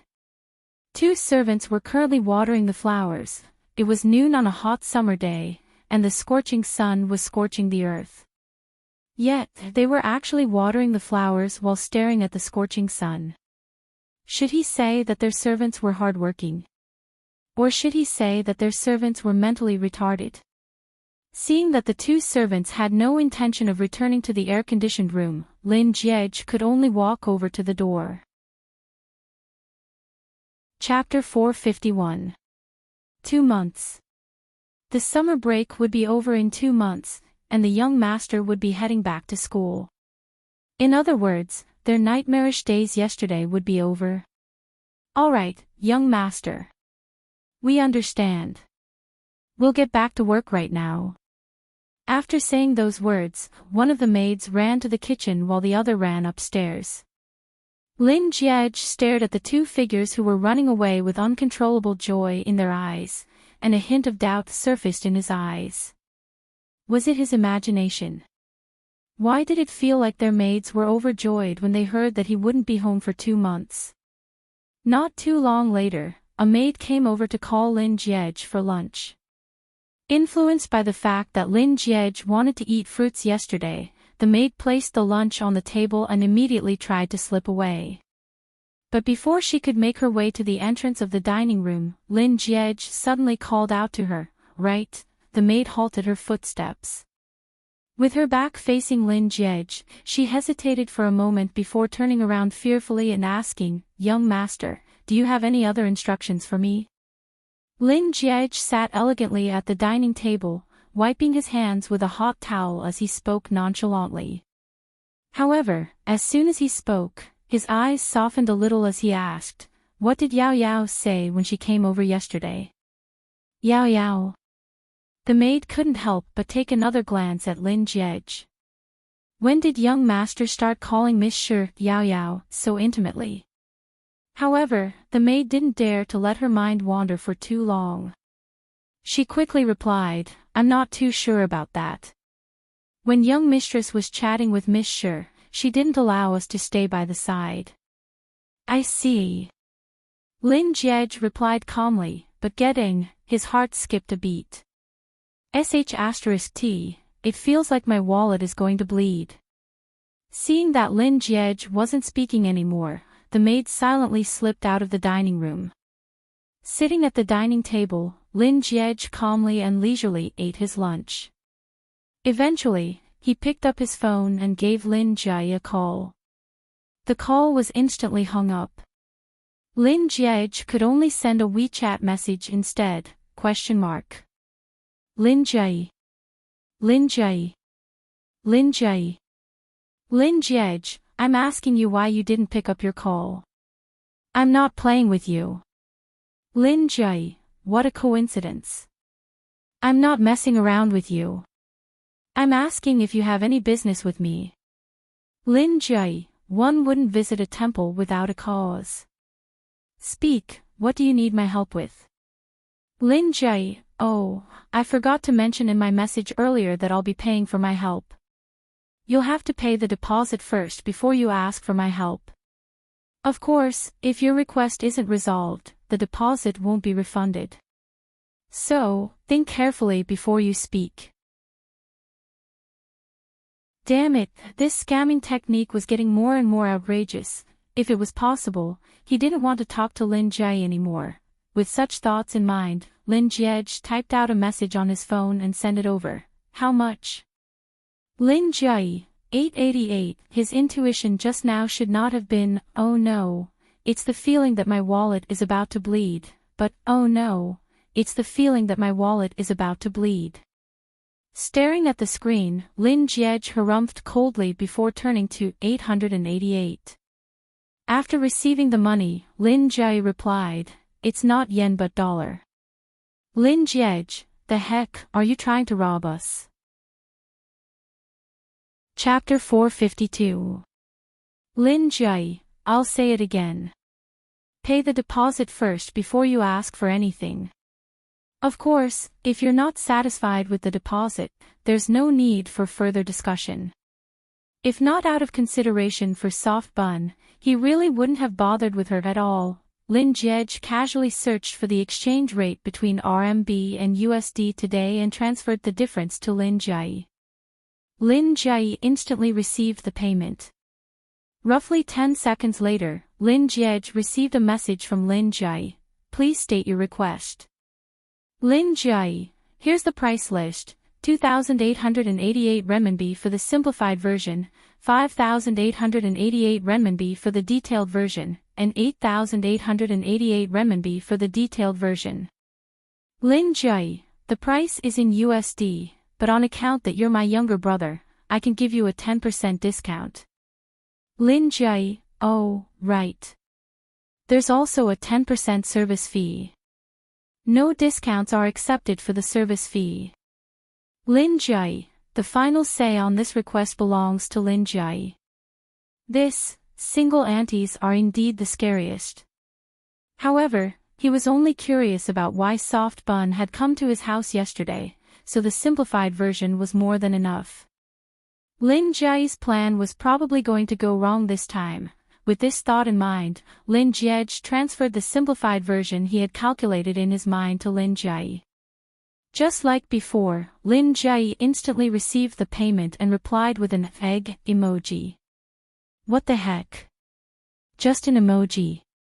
Lin Jiej, that's all. Lin Jai, that's all.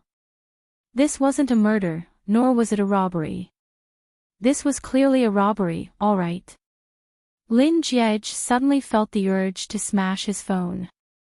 Lin Jai, do you have any other requests? If not, we'll call it a day. Lin Jiej angrily transferred the detailed version of the money over to her. Since he couldn't get an answer from the simplified version, surely the detailed version would do. Following her usual style, Lin Jai received the payment within seconds before replying. Compared to the previous reply, this time she also sent 2 emojis. One of them was an egg, and the other was a heart. Heart. Egg. What does she mean? Lin Jiej stared at the 2 emojis, but he was still unable to make sense of it.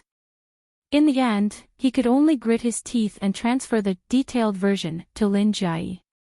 If Lin Jiej had been able to collect the money swiftly in the past few times, then this time around, Lin Jai was able to collect the money at the speed of light. Roughly a minute after receiving the payment, Lin Jiej received a long paragraph of text in his hands. Yao Yao arrived at our house at around 9:00 last night. It was Xiao Song who opened the door. After Xiao Song informed me, I immediately went to greet Yao Yao. Then Yao Yao handed me a basket. She said that her mother, who is my in-law, asked her to specially send these free-range eggs to our house. I expressed my strong gratitude to Yao Yao from the bottom of my heart. Lin Jai, after thanking them, Yao Yao asked where Lin Jiej is. Are you home? After that, I asked the servant to go upstairs to call you. After that, you disappeared. I accompanied Yao Yao and chatted for a while. Then I asked the peeping Tom to send her home. Heck. I could have just said that Soft Bun's mother sent Soft Bun here to deliver free-range eggs, and that would have solved the problem. Why did she have to be so long-winded? Just as he was about to back out of WeChat, a new message suddenly popped up on his screen. Lin Jai, but it's a pity, what a pity. What's a pity? Lin Jiej froze. Chapter 453. 10 seconds later, Lin Jai sent him a new message. You're leaving today, right? What did his leaving have to do with it being a pity? Lin Jiej didn't reply to Lin Jai. But very soon, he received another message from Lin Jai. You won't be able to eat the eggs of love that my in-law had Yao Yao send over. Lin Jai, it might be a pity for you, but it's great news for me. Lin Jai, once you leave, my parents aren't home, and my grandfather is in the hospital, so all the eggs of love that my in-law had Yao Yao send over will belong to me. Lin Jai, I feel so adorable after taking care of all the eggs of love. Lin Jai, you can leave in peace. I'll make sure that your portion of eggs is delicious. I'll steam them on the first day, fry them on the second day, and scramble them with tomatoes on the third day. In any case, I'll find a way to eat all of those eggs of love, in-law. Why is she so thick-skinned? Did she get a marriage certificate? She's acknowledging me as her in-law, and she's calling me cute. It's more like she's just chuckling. As for those eggs made of love, would she just eat them all? Dream on. With this thought in mind, Lin Jiej called for a servant. Roughly 2 minutes later, a servant slowly walked into the dining room. Young master. Ignoring the servant, Lin Jiej walked over to the fridge and opened it before asking, which of the eggs in here were sent over by Yao Yao yesterday? The servant pointed at the eggs in the Ziploc container in the middle. That's the one. This container? Lin Jiej asked. The servant nodded. Yes, young master. Lin Jiej didn't say anything else. He took the container of eggs and examined it for a moment before asking, how do I prevent the eggs from breaking? Servant, by cooking them. Cooking. Plain boiled eggs. I hate food the most. A slight frown appeared on Lin Jiej's forehead as he passed the carton of eggs over to the servant and said, all right then. Cook this carton of eggs and store them in a box for me. I'll be taking them away with me. All cooked? The servant took a look at the box that contained at least 60 to 70 eggs and asked incredulously. Yes. Cook them all. Don't leave a single one behind. Lin Jiej paused for a moment before adding, after you're done cooking, remember to help me pack them up. I'll be taking them with me. Lin Jiej returned to the dining table and picked up his chopsticks. Just as he was about to dig in, he noticed that the maid was still hugging a box of eggs, and he couldn't help but frown. What are you waiting for? Go and cook the eggs. Therefore, the young master was still as eccentric as he was last night. They were just whispering that the young master seemed to be fine, but not long after, he started to toss the eggs, 67 eggs. If he ate 2 a day, it would take him a month. What was the young master doing? The servant only dared to murmur in her heart and did not dare to say anything as she entered the kitchen. Only then did Lin Jiej pick up some food and continue eating leisurely. You must be kidding me. The eggs of love that my mother-in-law, my future mother-in-law, instructed Soft Bun to send over must be for me. Chapter 454. In other words, no one should even think about touching his eggs. At 1 in the afternoon, the chauffeur pulled Lin Jiej's luggage while Lin Jiej carefully carried a box of boiled eggs out of the Lin family. On the way to the airport, the box of boiled eggs never left Lin Jiej's hand, and Lin Jiej's gaze never left the box of boiled eggs either. Shi Yao had never counted how many men had confessed to her before. But of all the men who had confessed to her, only Lin Jiej managed to affect her. On the night she received Lin Jiej's message, Shi Yao suffered from insomnia until late at night. When she woke up the next day, the first thing that came to her mind was those messages from Lin Jiej. She really hoped that those messages were just a dream she had last night. But when she picked up her phone from the study table and saw that those messages were all real, she felt a little disappointed. However, it wasn't as intense as she thought it would be. Instead, she felt an indescribable feeling of anticipation and nervousness. Lin Jiej's "it's fine, I'll ask you about it later" made Shi Yao feel a little panicked. Even though she had managed to deal with the sudden situation last night, she was still worried that Lin Jiej might do something else in the future, and she wouldn't be able to handle it. Perhaps it was because Lin Jiej's confession had affected her too much, but on the first day after his confession, whenever she received a message, her heart would immediately leap to her throat. When she saw that it wasn't a message from Lin Jiej, she would heave a sigh of relief. These days of trepidation continued for another 4 days or so. Seeing that Lin Jiej didn't contact her at all, Shi Yao gradually calmed down. Due to the hot weather, Shi Yao couldn't be bothered to go out. She spent her days cooped up at home, eating, sleeping, watching dramas, and playing games. Such lazy and comfortable days always flew by quickly, and before she knew it, a third of the summer break had already passed. Compared to the initial period where Shi Yao would think of Lin Jiej's confession from time to time, she didn't think too much about it anymore. It was only on the 22nd of July that she saw Lin Jiej's name when she was clearing out the spam on her phone. She hesitated for a moment, then clicked in. It was only when she saw the date of their last exchange of messages that she realized that in the blink of an eye, it had already been 20 days since Lin Jiej had confessed to her. In these 20 days, it was as if he had vanished from her world, and there was no news of him at all. So, when he said that he would ask her after some time, it was just a casual remark, right? Luckily, she didn't like him. Luckily, she rejected him. Luckily, she didn't take his messages seriously. Luckily, perhaps, to him, what happened that night was just a whim. With such thoughts in mind, Shuyao couldn't help but frown deeply, as if she had stumbled upon a difficult problem. That's not right. Shouldn't such a situation have resolved one of her worries and made her feel completely at ease? Why did she feel a little stuffy in her heart? Shuyao pondered for a long time, but she was still unable to find an answer. In the end, her thoughts were interrupted by her mother, who was calling her for dinner. After dinner, Shuyao accompanied her mother for a stroll downstairs. By the time she was done, it was already 9 o'clock. Out of habit, she took a look at her WeChat, and as expected, there was a new message in the Sexy and Frisky group. Juice, Yao loves ice cream, sis Yao, it's time to play.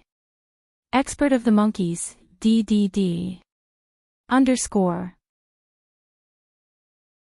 Chapter 455. Shuyao instinctively typed, I'm coming, but just as she was about to send it out, she suddenly realized that other than Lin Jiej, Mr. Numbers hadn't appeared for a very long time too. Before Mr. Numbers disappeared from the public eye, other than during the final examinations, he would take the initiative to look for her to play with him every single day. Normally, he would ask her once or twice a day, but on some occasions, he would ask her 4 to 5 times, but ever since the 29th of last month, when he urged her to go to bed, he hadn't looked for her anymore. At the start, she did ask him if he wanted to play a game once or twice, but she didn't receive a reply, so she thought that he was busy. Later on, due to Lin Jiej's sudden confession, she didn't really play for a few days. When she returned, it was the expert group that called her out. After she teamed up with them, she didn't pay too much attention to it. It was only today that she realized that Mr. Numbers and Lin Jiej had disappeared together. Speaking of which, it was really weird. Did the two of them make a pact? If they were going to disappear, why did they disappear together? Shuyao tilted her head and pondered for a moment before stuffing the peach into her mouth. At the same time, she tapped on the send button and sent the I'm coming message she had typed earlier. Shuyao wanted to ask Juice and Expert where did less than 111,111 go. But before she could type a single word, Juice had already shared the room to the Sexy and Frisky group. Sis Yao, hurry up, you're the only one left. Left with no choice, Shuyao stopped typing, tapped on the room shared by Juice, and entered the game.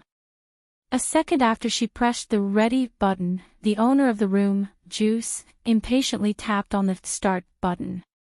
It was a 3 versus 4 match, and the chances of winning the chicken dinner were 50-50. Roughly an hour later, the game finally came to an end. When they returned to the room in the main hall, Juice said that he was going to the washroom, so he asked Expert and Shuyao to wait for him for a few minutes. Lowering her head to look at her phone for too long would cause her neck to feel a little uncomfortable. Putting down her phone, Shuyao raised her head to loosen her neck. At that moment, she suddenly recalled what she wanted to ask about Expert and Juice, so she asked, right, where's your boss? It seems like he hasn't appeared for a long time. Expert of the monkeys, boss. If you didn't mention it, I wouldn't have noticed it. It seems like it hasn't appeared for a while. Expert of the monkeys, maybe the boss is busy with something important and doesn't have the time. Expert of the monkeys, but it's also possible that the blow the boss received was too heavy, and he's still unable to recover from it. Doubting his life, Lu Benlai brought his phone into the bathroom, but he left his Bluetooth earpiece on the bed.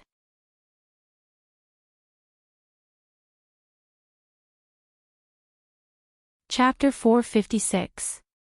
Xie Shangzhou climbed down from his bed to pour himself a glass of water, but he wasn't looking at his phone either. Upon hearing Yao Loves Ice Cream's voice, he filled up the glass of water while replying, "That's definitely one of the greatest tragedies in boss life. Sis Yao, I'm telling you, you'll never be able to guess it." After filling up the glass of water, Xie Shangzhou brought it to his lips.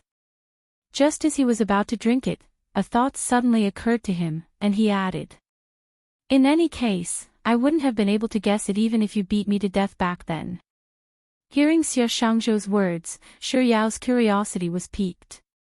"That sounds really exciting. Hurry up and tell me so that I can get excited. Is it because your boss's favorite restaurant has closed down?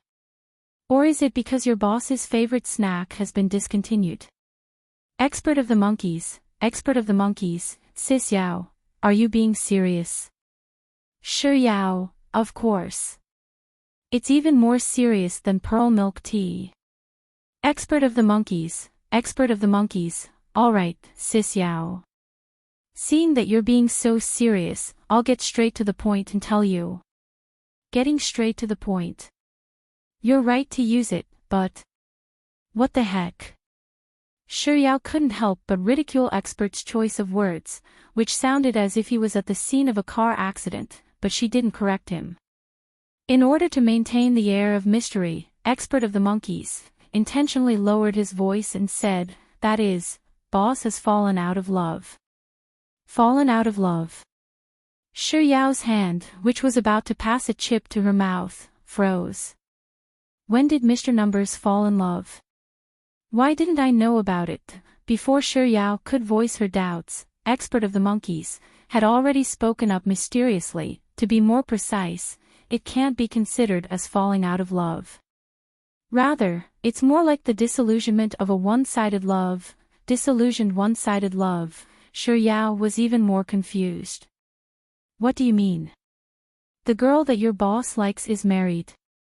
Expert of the monkeys, it's not to that extent. Yao Loves Ice Cream, then, does she have a boyfriend? Expert of the monkeys, it's not to that extent. Yao Loves Ice Cream, then, could it be that she has a girlfriend? Expert of the monkeys, Sis Yao, stop your imagination and listen to what I have to say. This is what happened.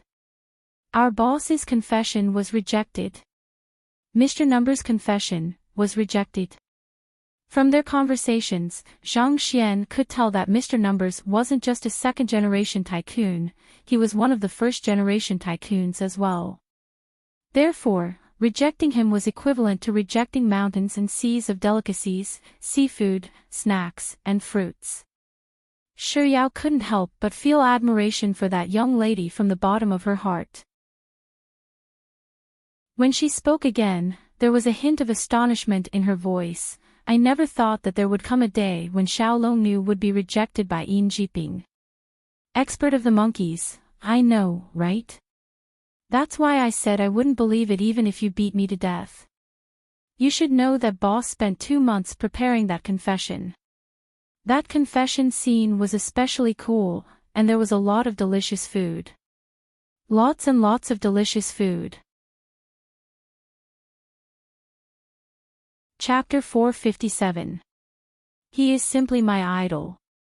My admiration for Yin Jiping is like a surging river, unending and unstoppable. No, I have decided that my goddess is Yin Jiping. Lu Benlai was squatting on the toilet bowl when his Bluetooth was cut. After hearing the content of the conversation between Xie Shangzhou and Little Junior, he immediately pretended to be disconnected and logged out of the game. At this time, for the sake of his friendship with Xie Shangzhou, he decisively abandoned him and chose to protect himself. Because this way, even if Xie Shangzhou died, he would still be alive. He could cherish the memory of his friendship with old Xia. If he did not escape, then he would die together with him. Their friendship would also come to an end. Outside the bathroom, Xie Shangzhou finished drinking his water and climbed back onto his bed. As he picked up his phone, he replied, "Indeed. Just like you, I'm also very impressed by Yin Jiping. She's practically my..." Before he could say the word goddess, the expression on Xie Shangzhou's face instantly crumbled as he looked at the phone screen. Boss, when did he enter the room? Also, did he hear the conversation between him and little junior sister? How much did you hear? Xie Shangzhou's heart trembled for a while before he desperately tried to save himself. Mom. Yes. Yin Jiping. Oh, no. Wrong, I really admire the girl boss likes. She's practically my mother.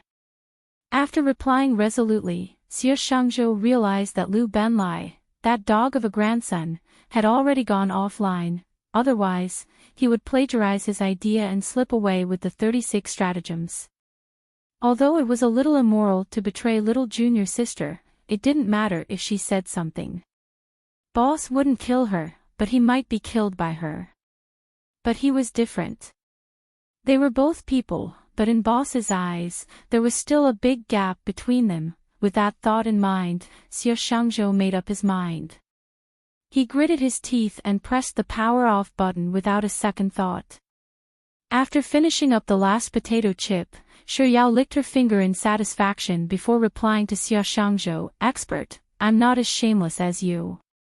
At most, I can only worship Yin Jiping as a goddess. As for a mother, forgive me for not being able to do it. But Yin Jiping is really, really, really, really handsome, eh? Master, don't you think it's not good for us to be like this?" Xiao Longnu spent 2 months preparing her confession, but it failed.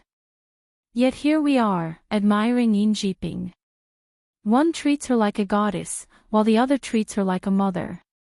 If Xiao Longnu finds out, will she be very sad? Besides, Xiao Longnu and I are lovers in the game. From the perspective of the game world, Xiao Longnu and I are a family. Would it be good for me to side with an outsider like this? However, if Xiao Longnu and Yin Jiping are together, then what am I? Yanghua. Doesn't that make Xiao Longnu my aunt? This foodie can't accept. Compared to Guerre and Auntie, I can accept a husband and wife more easily. Hey, I'm a husband. Xiao Longnu is a wife. At this point, Shi Yao couldn't help but chuckle softly. However, before she could stop laughing, a pleasant and soothing voice entered her ears. "Husband, long time no see." Chapter 458. Hubby, long time no see. Hubby. These 2 words were like a bolt of lightning exploding in Shi Yao's ears, causing her mind to go blank. She instinctively picked up her phone and glanced at the screen. At some point in time, less than 111,111 had entered the room. On the other hand, Juice and Expert of the Monkeys had also gone offline. Traitor. Shameless traitor. Shameless traitor with a bold capital. What happened to being each other's little angels? How did those 2 turn into little demons in the blink of an eye? But speaking of which, how much did Mr. Numbers hear from her? Shi Yao felt uneasy for a moment, but seeing that the other end of the earpiece was completely silent, her panicked little heart gradually calmed down. She thought that perhaps Mr. Numbers had just walked in, and it was only by coincidence that he heard her final words. Yes, that must be it. If he had heard what I said earlier, he shouldn't have been so calm. I mustn't panic. With such thoughts in mind, Shi Yao spoke up. Wifey, Pui. Wifey your head. Shi Yao hurriedly corrected herself. Numbers first. Before Shi Yao could say the word life, she had already felt the urge to bite her tongue off. Did I just eat a walnut that got caught in the door? Why did he almost call out the nickname she had secretly given him? Shi Yao took a deep breath and hurriedly spoke up once more. Compared to the previous 2 times, her voice this time was clearly much softer and more obedient. God, Tycoon, long time no see. Perhaps it was because they discussed too much about Mr. Numbers earlier that Shi Yao felt a little guilty. After greeting him, she sweetly added on, God, have you been busy lately? Why are you suddenly so free to play today? Do you know that without you, the difficulty of this game has increased by dozens of times? There's no need to be so polite. Mr. Numbers' voice finally sounded from the earpiece once more. It was leisurely, slow, and seductive. Shi Yao's heart skipped a beat, and she slowed down by half a beat. After all, from the perspective of the game world, we're a family. Shi Yao's heart jolted violently for a moment before coming to a complete stop. Did he hear everything that she had just said? When she heard that he had fallen out of love, not only did she not sympathize with him, but she even admired Enchanting. As these thoughts flashed across Shi Yao's mind, less than 111,111's lazy voice sounded from the earpiece once more. Am I right? Have a real hero goddess, husband. A real hero. Those were the words she had said. How much did he hear? Shi Yao chuckled dryly before replying sheepishly, that. You've heard so much already. 111111. Not much. Shi Yao thought that it was true, and she was just about to heave a sigh of relief when, then, 111,111, spoke again. That is, from the moment my husband said that my husband's attitude is more sincere than pearl milk tea. Oh, no, it's from the moment my husband was concerned about why my wife couldn't recover from the setback and doubted life. How was this not a lot? He had clearly heard everything.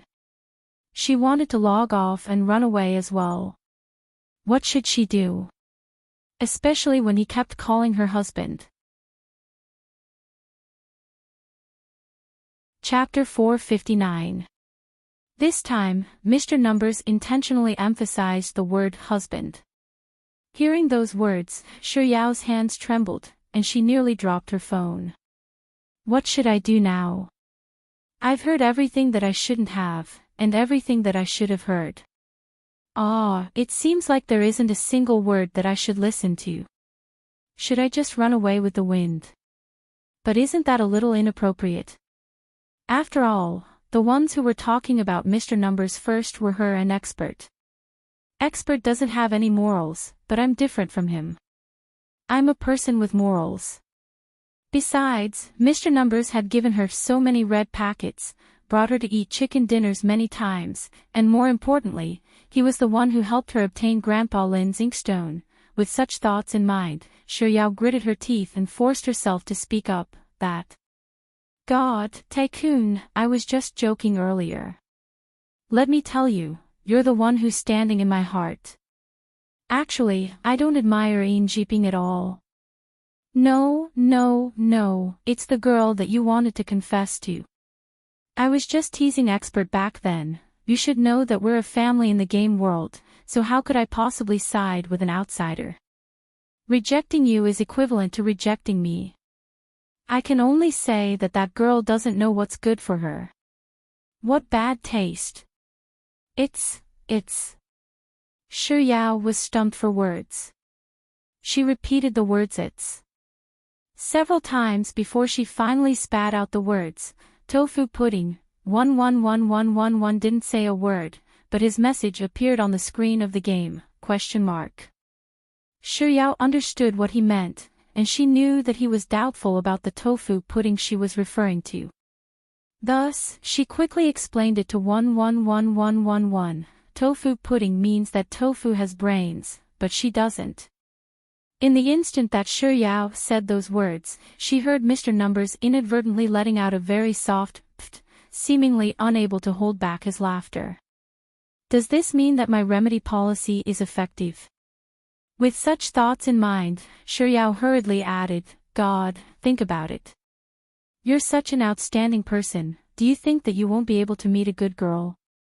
So, don't be sad over this, don't doubt your life, and don't fall into despair. There's no need for that. Besides, there are plenty of fish in the sea. Why do you have to fall in love with a simple-minded man? Think about it. A person who can give up mountains of delicacies, seafood snacks, and fruits, is he not stupid? I'm telling you, you can't have this kind of person. It will affect the intelligence of future generations. When Lin Jiej first heard the words lack of foresight and lack of appreciation for goods, he could still relate to them. However, the more he listened to them, the more he couldn't bear to continue listening to them. Soft Bun sure is ruthless when it comes to scolding me. He didn't know if one day in the future, when she found out that less than 111,111 was him and that the person she was cursing with righteous indignation was herself, would she blame him? Or would she blame him? With such thoughts in mind, Lin Jiej couldn't help but speak up. There's plenty of grass in life, but I just like this simple-minded girl. Sure Yao blinked her eyes in confusion. He didn't manage to stop himself for a moment, and the remedial policy was too nutritious. Sure Yao blinked her eyes once more before saying, actually, it's actually quite adorable for a girl to be a little stupid and have some flaws. In any case, no matter what decision you make, I'll support you unconditionally.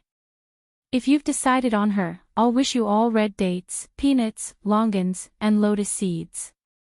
Dash. Chapter 460. Less than 111,111. Sure Yao replied with a A second later, she realized that Mr. Numbers didn't seem to understand the meaning behind her words, so she hurriedly added, that's right, I wish for you to have a son soon. Before Sure Yao could finish her words, an announcement sounded from 111,111 side, attention passengers on flight C0001. The flight from Shanghai to Shenzhen will be boarding soon. Please make haste and board the plane. Sure Yao's words suddenly froze for a moment. After listening to the announcement, she asked curiously, you aren't in Beijing at the moment? Less than 111,111, less than 111,111, I have some matters to attend to. I've been in Shanghai for the past few days, but I'm heading to Shenzhen today. Isn't Mr. Numbers explaining things a little too clearly to me? It's almost as if he's a boyfriend reporting his whereabouts to his girlfriend. Sure Yao was taken aback by her own thoughts, and she quickly replied with an oh. On Mr. Numbers' side, someone seemed to be urging him to board the plane. Sure Yao could only vaguely make out a single word, and it sounded like yes and DUI at the same time. While she was still in a daze, Mr. Numbers seemed to have switched off the microphone, and the other side fell silent. Roughly half a minute later, the microphone icon behind Mr. Numbers' profile picture lit up. I have to exit the game now. Less than 111,111 replied with an oh again. After a moment of thought, she added, goodbye then. Less than 111,111 didn't say a word. He must have found a quieter place to hide. His voice only reached Sure Yao's ears through the earpiece. Sure Yao waited for a moment, but Mr. Numbers still didn't show any signs of saying a word. Thinking that he might have already exited the game, she was just about to do the same when Mr. Numbers' voice sounded in her earpiece, Yao Shi. His tone sounded a little serious, and Sure Yao couldn't help but feel nervous. Less than 111,111, I'm in Shenzhen right now, and I'll be staying there until around the 23rd or 23rd of next month before I can return to Beijing. How long he's staying in Shenzhen doesn't seem to have anything to do with me. Why does he have to be so specific with me? The feeling of a boyfriend reporting his whereabouts to his girlfriend surfaced in Sure Yao's mind once more, and this time, it was even stronger than before. Sure Yao couldn't help but tighten her grip around her phone. Perhaps she was too sensitive. Sure Yao pondered for a moment before replying with an oh. Then, she suddenly remembered that the 23rd of next month would be the finals of the SDL tournament for the game she played every day, PlayerUnknown's Battleground. Furthermore, it was going to be held in Shenzhen.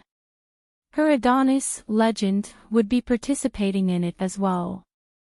She was still thinking that if her Adonis were to make it to the finals, she would head to Shenzhen to watch his match. With this thought in mind, Shiryao exclaimed, I just realized it. Shenzhen, I was thinking of going to Shenzhen for 2 days next month. 111111, Yao loves ice cream, it's the SDL competition. If Legend makes it to the finals, I'll go and watch it. I wonder if I'll be able to buy a ticket. A while ago, Legend held a lucky draw on his Weibo account, and the prize is a ticket to the finals. I wonder if I'll win. 111111, oh, 111111, good luck then. Then, he went offline. Shiryao stared blankly at the room where she was the only one online for a moment before going offline too. After Mr. Number's brief appearance that night, he didn't appear for a very long time. On the other hand, Lin Jiej was still nowhere to be found. Chapter 461. Other than eating, sleeping, watching dramas, and gaming, Shiryao's summer vacation finally reached its climax on the 1st of August. It was really a small climax. To Shiryao, this small climax was even more exciting and thrilling than picking up a huge bag of snacks while she was walking. In truth, this small climax could have happened on the 31st of July. However, Shiryao was simply too bored on the afternoon of the 1st of August, so she went to Weibo to kill some time. Then, she realized that there were 999 plus red notifications on her Weibo. The first thought that came to Shiryao's mind was that she had hacked the Weibo account of a certain big account holder in her dream.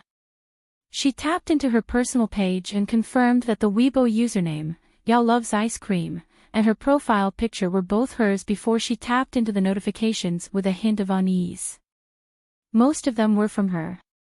She scrolled through the screen for a while before she realized that the content of the notifications was mostly along the lines of, "Why didn't my Adonis choose me? I missed out on 10 billion, hubby, you actually dote on another girl behind my back, Adonis. Hubby. Aw. Are they referring to me?"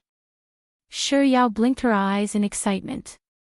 After tapping on the Weibo post, she realized that the Adonis and hubby that everyone was referring to was Legend. In truth, everyone's intention was to repost Legend's Weibo. As for Shiryao, she was just basking in Legend's glory. No. Adonis. Why is my Adonis me? Shiryao hurriedly looked at the content that Legend had reposted, and she couldn't help but lower her head and kiss her phone screen in agitation. Out of the 100,000 plus reposts, she was actually chosen by Legend as the lucky one and won the ticket to the SDL finals. Just a while ago, she and Mr. Numbers were still wondering if she would win the lottery. Who could have thought that her dream would actually come true? Shiryao excitedly read through the Weibo post several times, and her face couldn't help but redden a little. My Adonis actually chose me. There were so many girls reposting my Weibo post, but he just had to choose me. This must be fate arranged by the heavens. What was the saying again? The heavens were the best. Thus, she couldn't defy the heavens. She had to go to Shenzhen to see her Adonis. Could this be considered as the distance between her and her Adonis, closing by a step? Would there be a second step, a third step, a fourth step, until the 99th step? With such thoughts in mind, Shiryao couldn't help but giggle uncontrollably. Her face reddened further, and her eyes glowed brightly. On the 6th of August, the SDL competition officially kicked off.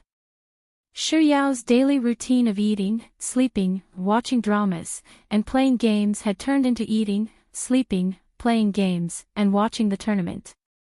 In other words, it could be said that she was watching her Prince Charming. The SDL competition was based on a point system.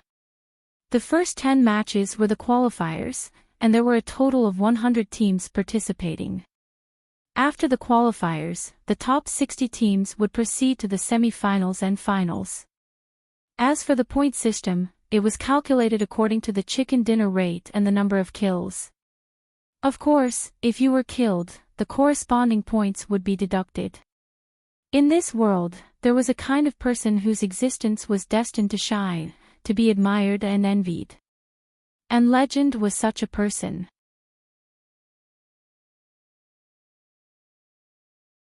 Chapter 462. From the very first day of the tournament, his performance had been steady, so steady that it was as if he had activated a cheat. There wasn't the slightest flaw, and there wasn't the slightest mistake.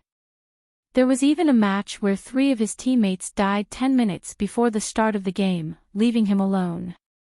Even the commentators thought that AE team's match was a close one, but the final outcome wasn't close at all. Rather, it was a dazzling one. Not only did Legend single-handedly enter the finals, but he even single-handedly annihilated the entire EK team with 4 survivors at the last moment. This match was very exciting, and also very exciting. Legend, who was already popular all over the country, climbed to the top of Weibo's trending searches after the tournament ended, and he gained countless fans. Legend hadn't posted on Weibo ever since Shiryao won the prize, but due to the ongoing tournament, his popularity soared. His Weibo post had more than 100,000 comments, causing Shiryao's Weibo to bask in the limelight as well. Even so, none of the comments were related to her. Shiryao rarely went on Weibo, but due to Legend, she liked to spend some time on Weibo when she had nothing better to do. Seeing more and more people calling Legend Adonis, hubby, and boyfriend, she couldn't help but sigh in distress. Her Adonis was being targeted by so many people. How stressful. But it was fortunate that she and her Adonis were fated to be together. Without any suspense, AE team easily advanced to the finals with a score twice that of the second place. Before the tournament even started, Shiryao had already received a ticket to the finals, and she began making preparations for her trip to Shenzhen. She thought that there would be a lot of things to prepare for this long trip, such as plane tickets, hotel accommodations, and meals. In the end, 3 days before the finals, Shiryao received a call from the staff of AE team. They told her that the lucky winner of the lottery this time would not only receive a ticket to the finals, but they had also arranged for their air tickets and accommodation as well. They hoped that she could provide an email address for them to send her the itinerary and address. It turned out that she had won a huge gift this time around. Shiryao happily told the staff her QQ email address, and it didn't take long for her to receive an email. She had a round-trip flight, a hotel address, and a taxi to the airport. Not only that, her flight check-in had been arranged in advance. She went from having a lot of things to preparing in advance to only needing to prepare herself. However, there was one thing that had to be mentioned.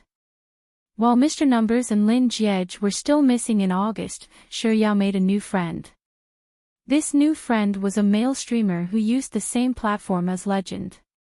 It was around the 7th or 8th of August that she met this new friend.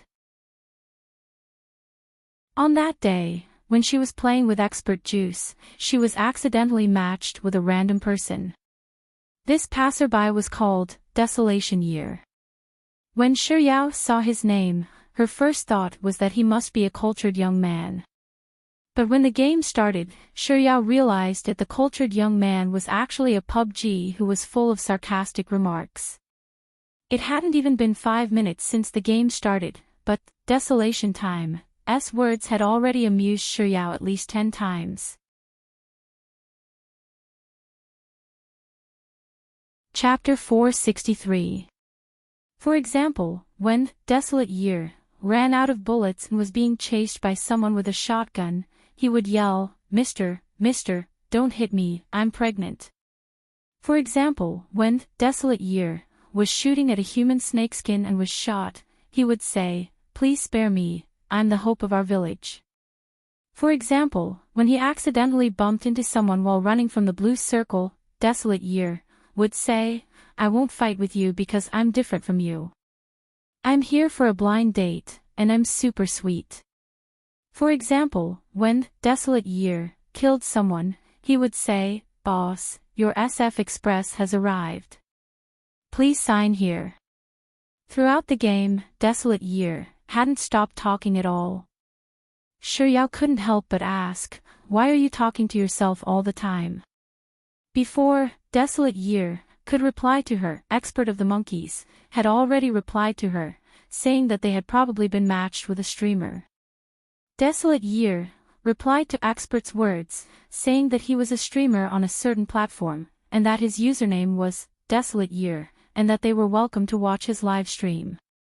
It just so happened that Xiao had downloaded the live stream, so after she died, she went to search for Desolate Year, and sure enough, she found his live stream. She even saw that her name had turned gray on his live stream page. Not everyone could match up to Legend.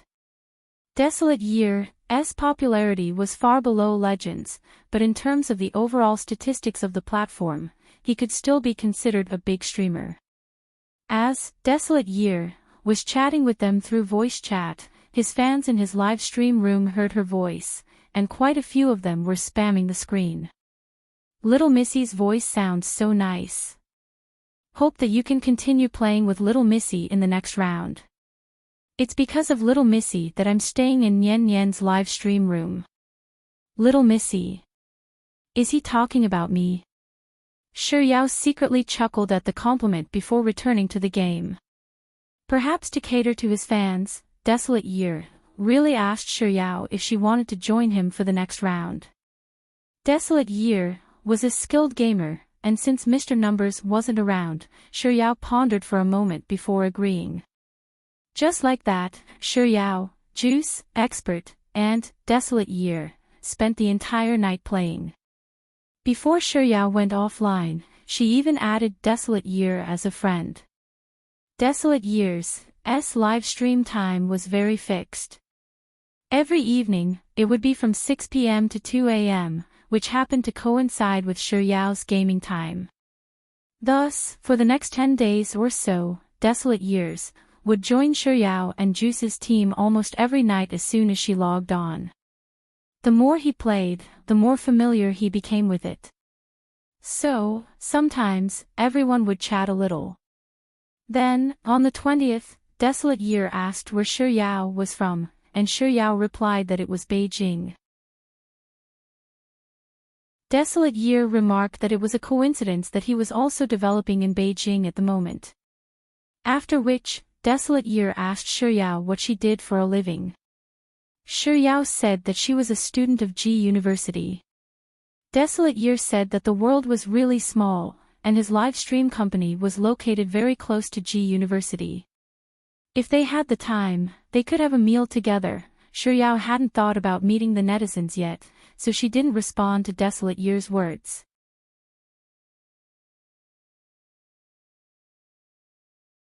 Chapter 464. The first to send the message was Lu Benlai. In order to save on his phone bill, he used Xie Shangzhou's phone. After the message was sent, Xie Shangzhou snatched his phone back and began to type, "Boss, you've been robbed." Lu Benlai snatched his phone back, "Boss, Little Junior has been playing games with a streamer every day." Xie Shangzhou snatched his phone back, "Boss, Little Junior is going to have an affair if you don't show up soon." In the blink of an eye, it was already the 23rd of August. As the tournament was to be held at night, Xiao's flight was scheduled to take place at noon. Upon arriving at Shenzhen, the taxi driver arranged by Team AE was already waiting for her at the airport. After retrieving her luggage, Xiao walked out of the airport, contacted the taxi driver, and headed straight to the hotel. The hotel was roughly a 5-minute walk away from the tournament venue. A moment after Xiao checked in, she immediately started ordering takeout. After eating her fill, she recalled that her ticket to the finals was in the first row of the VIP zone, right in front of the stage. Perhaps Legend would be able to see her as soon as he raised his head. Thus, Xiao decided to take a bath and put on some light makeup before heading out to watch the tournament. By the time Xiao arrived at the tournament venue, there was already a long queue at the entrance. It was fortunate that she had a ticket to the VIP zone, so there weren't too many people waiting for her. In just a few short minutes, she was able to enter the venue and find her seat. Xiao felt that she was becoming more and more godly these days. There were a total of 240 seats on the massive stage, and they were divided into 60 teams. Putting aside the fact that Team AE was really right in front of her, what was even more amazing was that Legend's name was right in front of her. It was just as she had imagined in the hotel. Legend would be able to see her as soon as he raised his head. Even though the tournament hadn't started yet, and the professional players had yet to make their appearance, Xiao's heart couldn't help but race as she stared at Legend's name. What should I do? My affinity with my Adonis is simply too miraculous. It was fortunate that she was smart enough to dress up before heading out. The tournament started at 7 p.m., and at around 6:40 p.m., the shoutcasters had already taken their positions and started making guesses about the tournament. At around 5:10 p.m., the shoutcasters announced the names of the participating teams and introduced their members and coaches one by one. AE team was the last to appear. Before the commentator had even announced the name of the team, the entire stadium was already in an uproar. As the members of AE team entered the stadium, the cheers and screams never stopped. Legend was the last to enter the stadium. When he appeared, the already enthusiastic atmosphere in the stadium became even more fervent. Legend wore a black mask that covered most of his face, just as he had done in his previous matches. Due to his tall stature, he had his head slightly lowered as he walked. Even though Xiao couldn't see his face and expression clearly, she could still sense a sense of alienation and indifference from him. For some reason, Xiao felt a little familiar with this feeling. Summer vacation support. Yilsu's team was number 1. Acceptance speech. And, thank you, little fairies, it's Monday, and it's time for the event. 20 readers who leave a comment on this chapter will receive 2,000 book coins, and 3 readers will receive the same snacks as Xiao. Chapter 465. For some reason, Xiao felt a little familiar with this feeling. She tilted her head to the side and pondered for a moment, but she still couldn't make sense of it. After Legend sat down, he turned his gaze to the front. Adonis, is he looking at me? Xiao's heart skipped a beat. Seeing that Legend was still looking at her, she couldn't help but lower her head in embarrassment. A moment later, she discreetly lifted her eyes to sneak a peek at Legend, only to realize that her Adonis was still looking in her direction. Xiao's cheeks couldn't help but heat up. What should I do? My Adonis is staring at me, I'm so nervous. Xiao gulped down a mouthful of saliva. A moment later, she mustered her courage and raised her head once more. This time, her eyes met with Legend's. Xiao's nerves suddenly shot through the roof. She was clearly thinking of lowering her head to avoid her Adonis's gaze, but in her moment of helplessness, she blinked her eyes at Legend and flashed him a silly smile. Legend's gaze lingered on her face for a few seconds before shifting away. Her Adonis is finally not looking at me. She was a little disappointed, but at the same time, she heaved a sigh of relief. Xiao was just about to raise her hand to soothe her heart when Legend raised his head once more, and without any warning, his eyes met hers once more. Xiao panicked. Just like before, she blinked her eyes once more, and the smile on her face grew even more radiant. After which, Legend quickly retracted his gaze, and from the moment the match began, he didn't look at her once more. I feel so disappointed. Am I not beautiful and adorable enough? Why is my Adonis not looking at me anymore after taking 2 glances at me? Xiao stared at Legend intently. Seeing that he wasn't looking at her for a long time, she couldn't help but puff up her cheeks. Then, Legend, who was seated on the stage, raised his hand, and the staff swiftly rushed to his side. Following which, the coach of AE team walked over with a baseball cap in hand. Legend took the cap and put it on his head without any hesitation. When he lowered his head to look at his phone, he happened to block Xiao's line of sight. In the end, Xiao could only stare at a black baseball cap with widened eyes. There were a total of 3 matches in the finals, and the point system was still the same. Perhaps Legend wasn't in a good state of mind, but in the first 5 minutes of the first match, he made a few mistakes and was frequently beaten down to critical health. Just as Xiao's heart was about to leap up to her throat, Legend managed to turn the tables on a member of the HR team and barely escaped with his life. Countless screams rang out from the audience. Xiao couldn't help but feel excited as well. Later on, Legend's condition became better and better. From the bottom of the rankings in the first game, he gradually entered the top 50, top 10, top 3. Finally, after AE team's successful chicken dinner in the first game, he rose to first place. Throughout the entire match, Xiao's eyes were glued to the screen. Every time she saw Legend's visuals, she would pay extra attention to them. Legend's movements were exceptionally fast. There was a door to the house, but he refused to leave. Instead, he chose to jump out of the window. This was especially so when he was sniping. The sight of him raising his gun ever so slightly was especially familiar to Xiao. Frowning, she pondered for a moment before she suddenly thought of Mr. Numbers.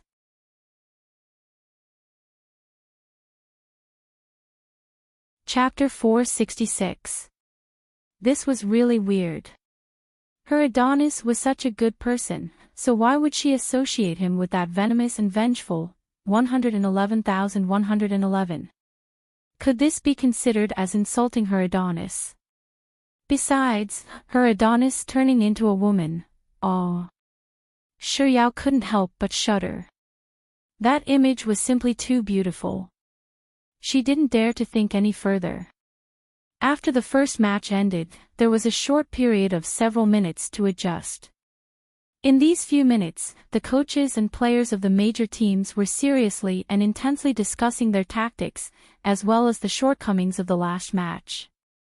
AE team was no exception. Their coach and players were also gathered together to discuss their tactics. Legend was the only one who sat lazily on his chair, rubbing his neck with one hand while casually tapping his fingers on the table with the other.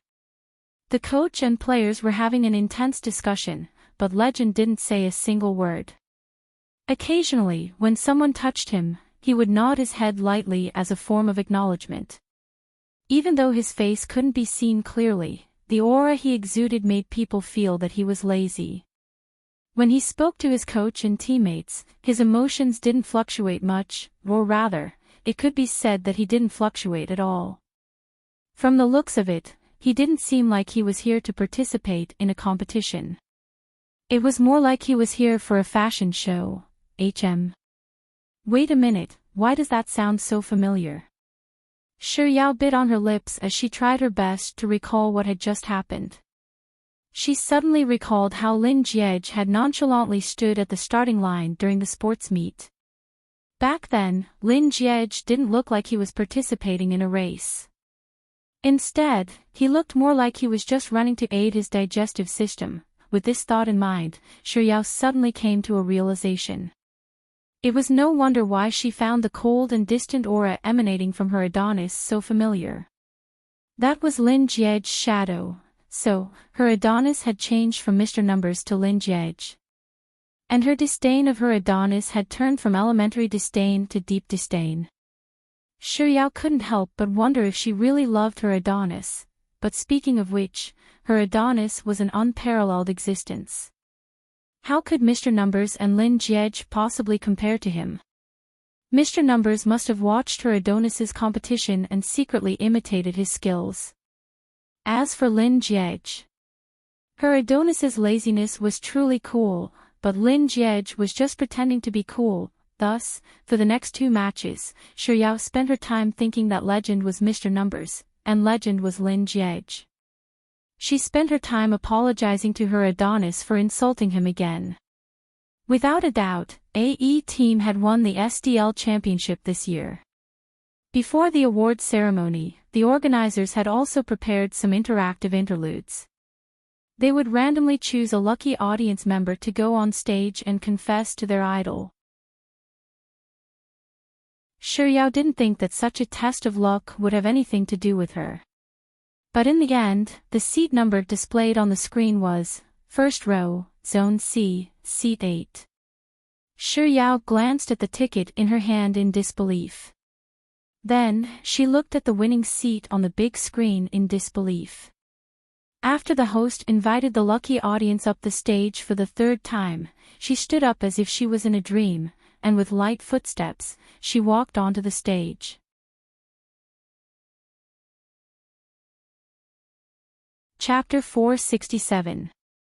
That's not a problem. Easy. Xiuyao didn't even need to use her brain to say the name Legend.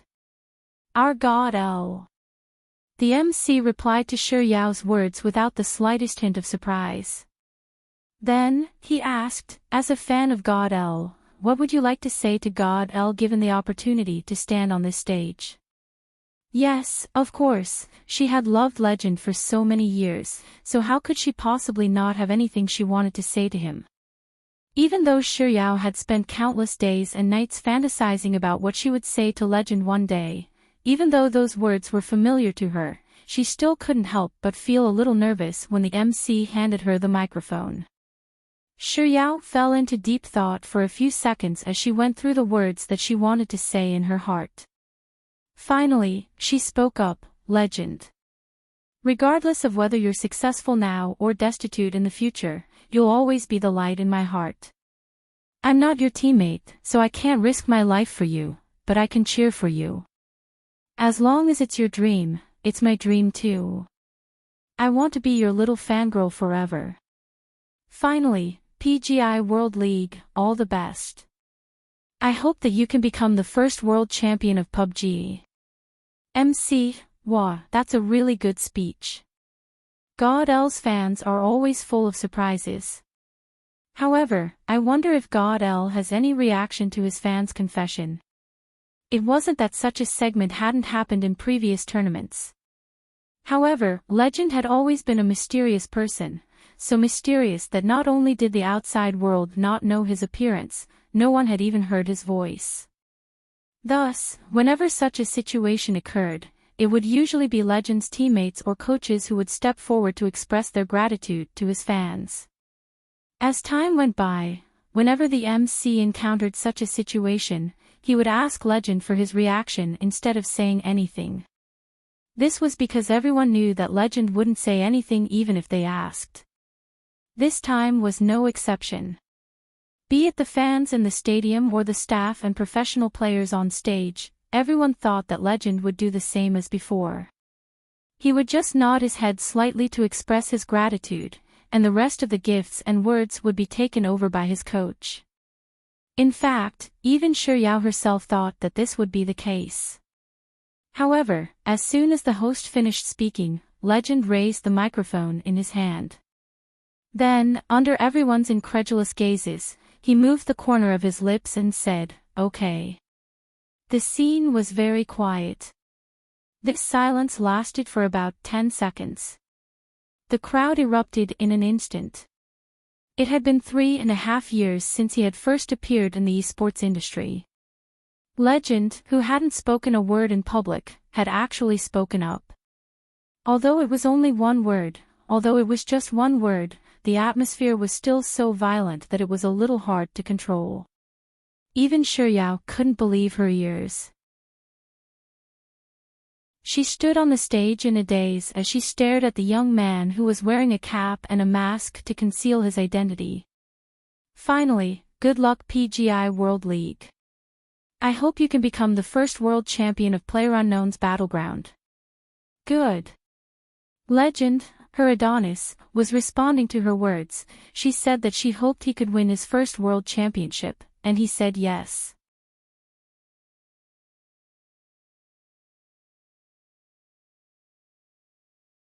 He stared at the phone screen in a daze for a while before looking at the other unread messages. He had always felt that Xie Shangzhou's message wasn't important, so even though he was at the top of WeChat, he still chose to check his message last. Boss, you're in danger. You're the one in danger.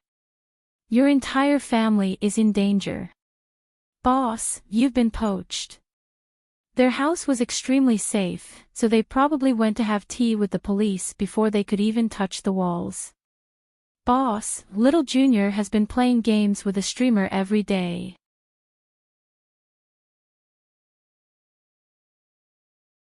Chapter 469. Boss, Little Junior has been playing games with a streamer every day recently. A deep frown appeared on Lin Jie's forehead as a sense of danger crept through his entire body. Boss, if you don't show yourself soon, Little Junior is going to have an affair. Lin Jie abruptly sat up in the bathtub. Due to his overreaction, he knocked over the wine glass by the side, and the red liquid spilled all over the floor. With no time to spare, he raised his phone and dialed Xie Shangzhou's number. Xie Shangzhou happened to be playing on his phone, so he swiftly picked up the call. Boss, you. Hearing Xie Shangzhou's passionate voice on the other end of the phone, Lin Jie coldly interjected, "What do you mean by having an affair? Cheating on me?" Xie Shangzhou asked doubtfully. Following which, the sound of keyboard tapping could be heard, and Xie Shangzhou began reciting the phrase as if he was reading a book. Affair refers to red apricot blossoms growing out of the wall. It's a metaphor for the blossoming of spring, and it can also be used to refer to a wife having an affair. Lin Jie, I scored 149 out of 150 for my Chinese language college entrance exam. Only my essay was deducted 1 point. Thank you. Xie Shangzhou, ah. Perhaps he had turned on the speaker, but Liu Benlei's voice sounded from the other end. Boss, please don't take it to heart. My grandson's surname is Retard, and his name is Retard. Xie Shangzhou, scram. If I'm retard, you're retard. Liu Benlei, you really are a retard. If your name is Retard, then my surname is Retard. Do you know what my real name is? Wisdom. Lin Jie cleared his throat in time to interrupt the two of them from bickering out of habit. Liu Benlei immediately halted the situation and asked, Boss, are you asking about that elementary school girl's affair? Hearing Liu Benlei's words, Xie Shangzhou immediately came to a realization. Oh, you're talking about that streamer. Boss, you might not know, but he would come up to Little Junior to play games with her every day. He's a very talkative person, but Little Junior seems to like him a lot. She would often laugh at his teasing, and she even praised him for being cute. Liu Benlei, that's right, boss. I'm the cutest, but Little Junior actually praised him for being cute. I'm unhappy, I'm going to retaliate. If not for Soft Bun, he really didn't want to bother with these two lunatics. Lin Jie asked impassively, what's the host's name? Xie Shangzhou, Bean Sprout TV, called Years of Desolation. Without saying a word, Lin Jie opened Bean Sprout TV and searched for Year of Desolation. He had already logged off, but he could still see that he had 360,000 followers. Xie Shangzhou was still chattering away on the phone. He has quite a lot of fans and fangirls. Many of them are always spamming the screen, saying things like, Aunt Nian loves you.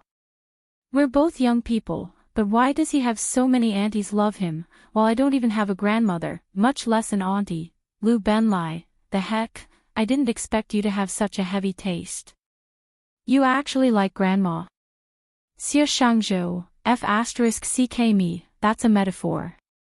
Do you understand metaphors?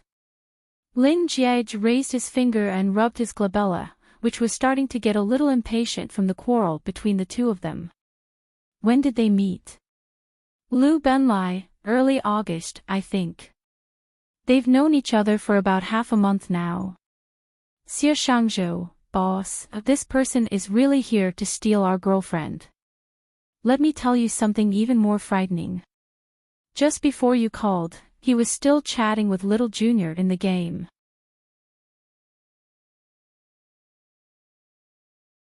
Chapter 470.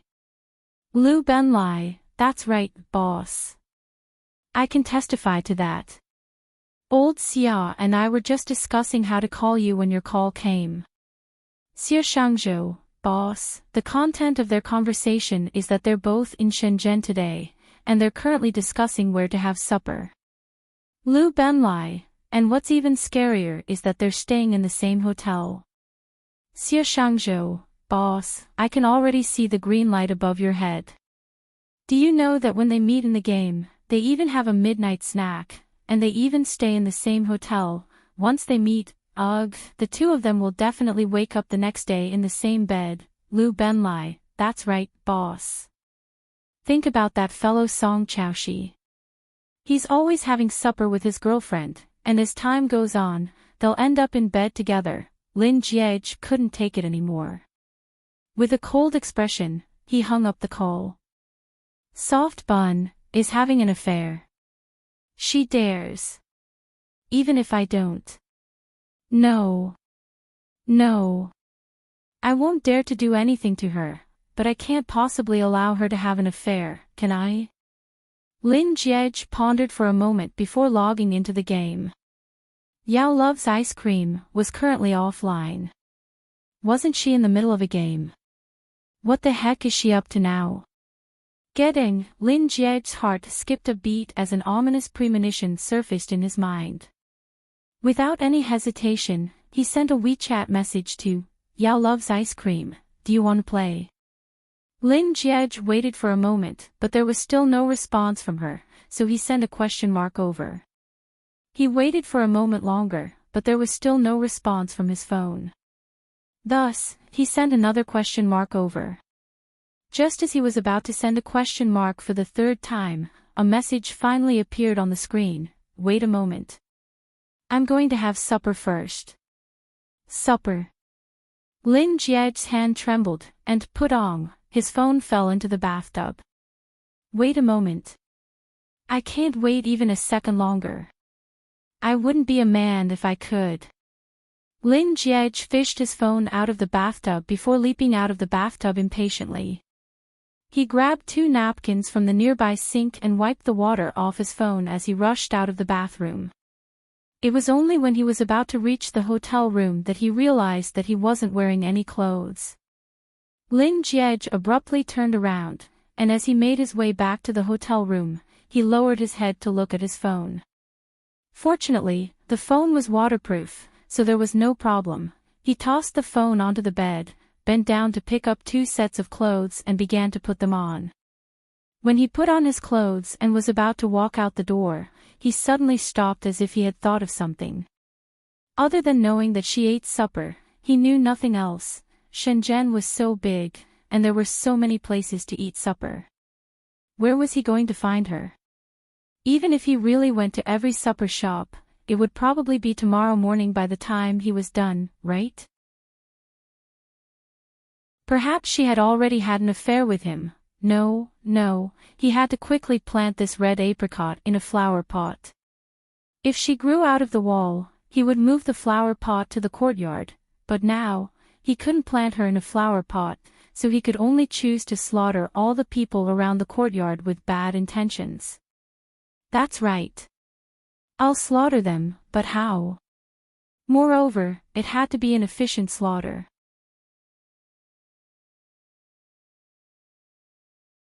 Chapter 471. Before going to bed, Lin Jiayi watched a movie in the home theater in the basement. She didn't remember much of the content of the movie, but she did remember 3 scenes. The first scene was, the female lead and the male lead first met in front of a barbecue stall.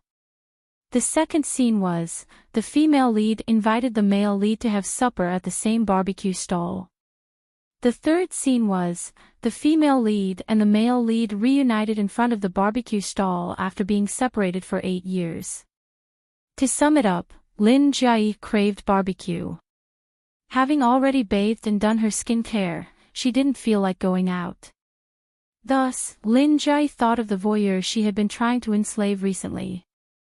Even though it was already midnight, Lin Jiayi still found the phone number of the voyeur and dialed it without the slightest bit of embarrassment. The phone rang for quite a while before it was picked up. Xie Shangzhou's sleepy voice sounded from the other side, "Boss Lin." Lin Jiayi harumphed coldly before issuing a command confidently, "I'll give you 30 minutes.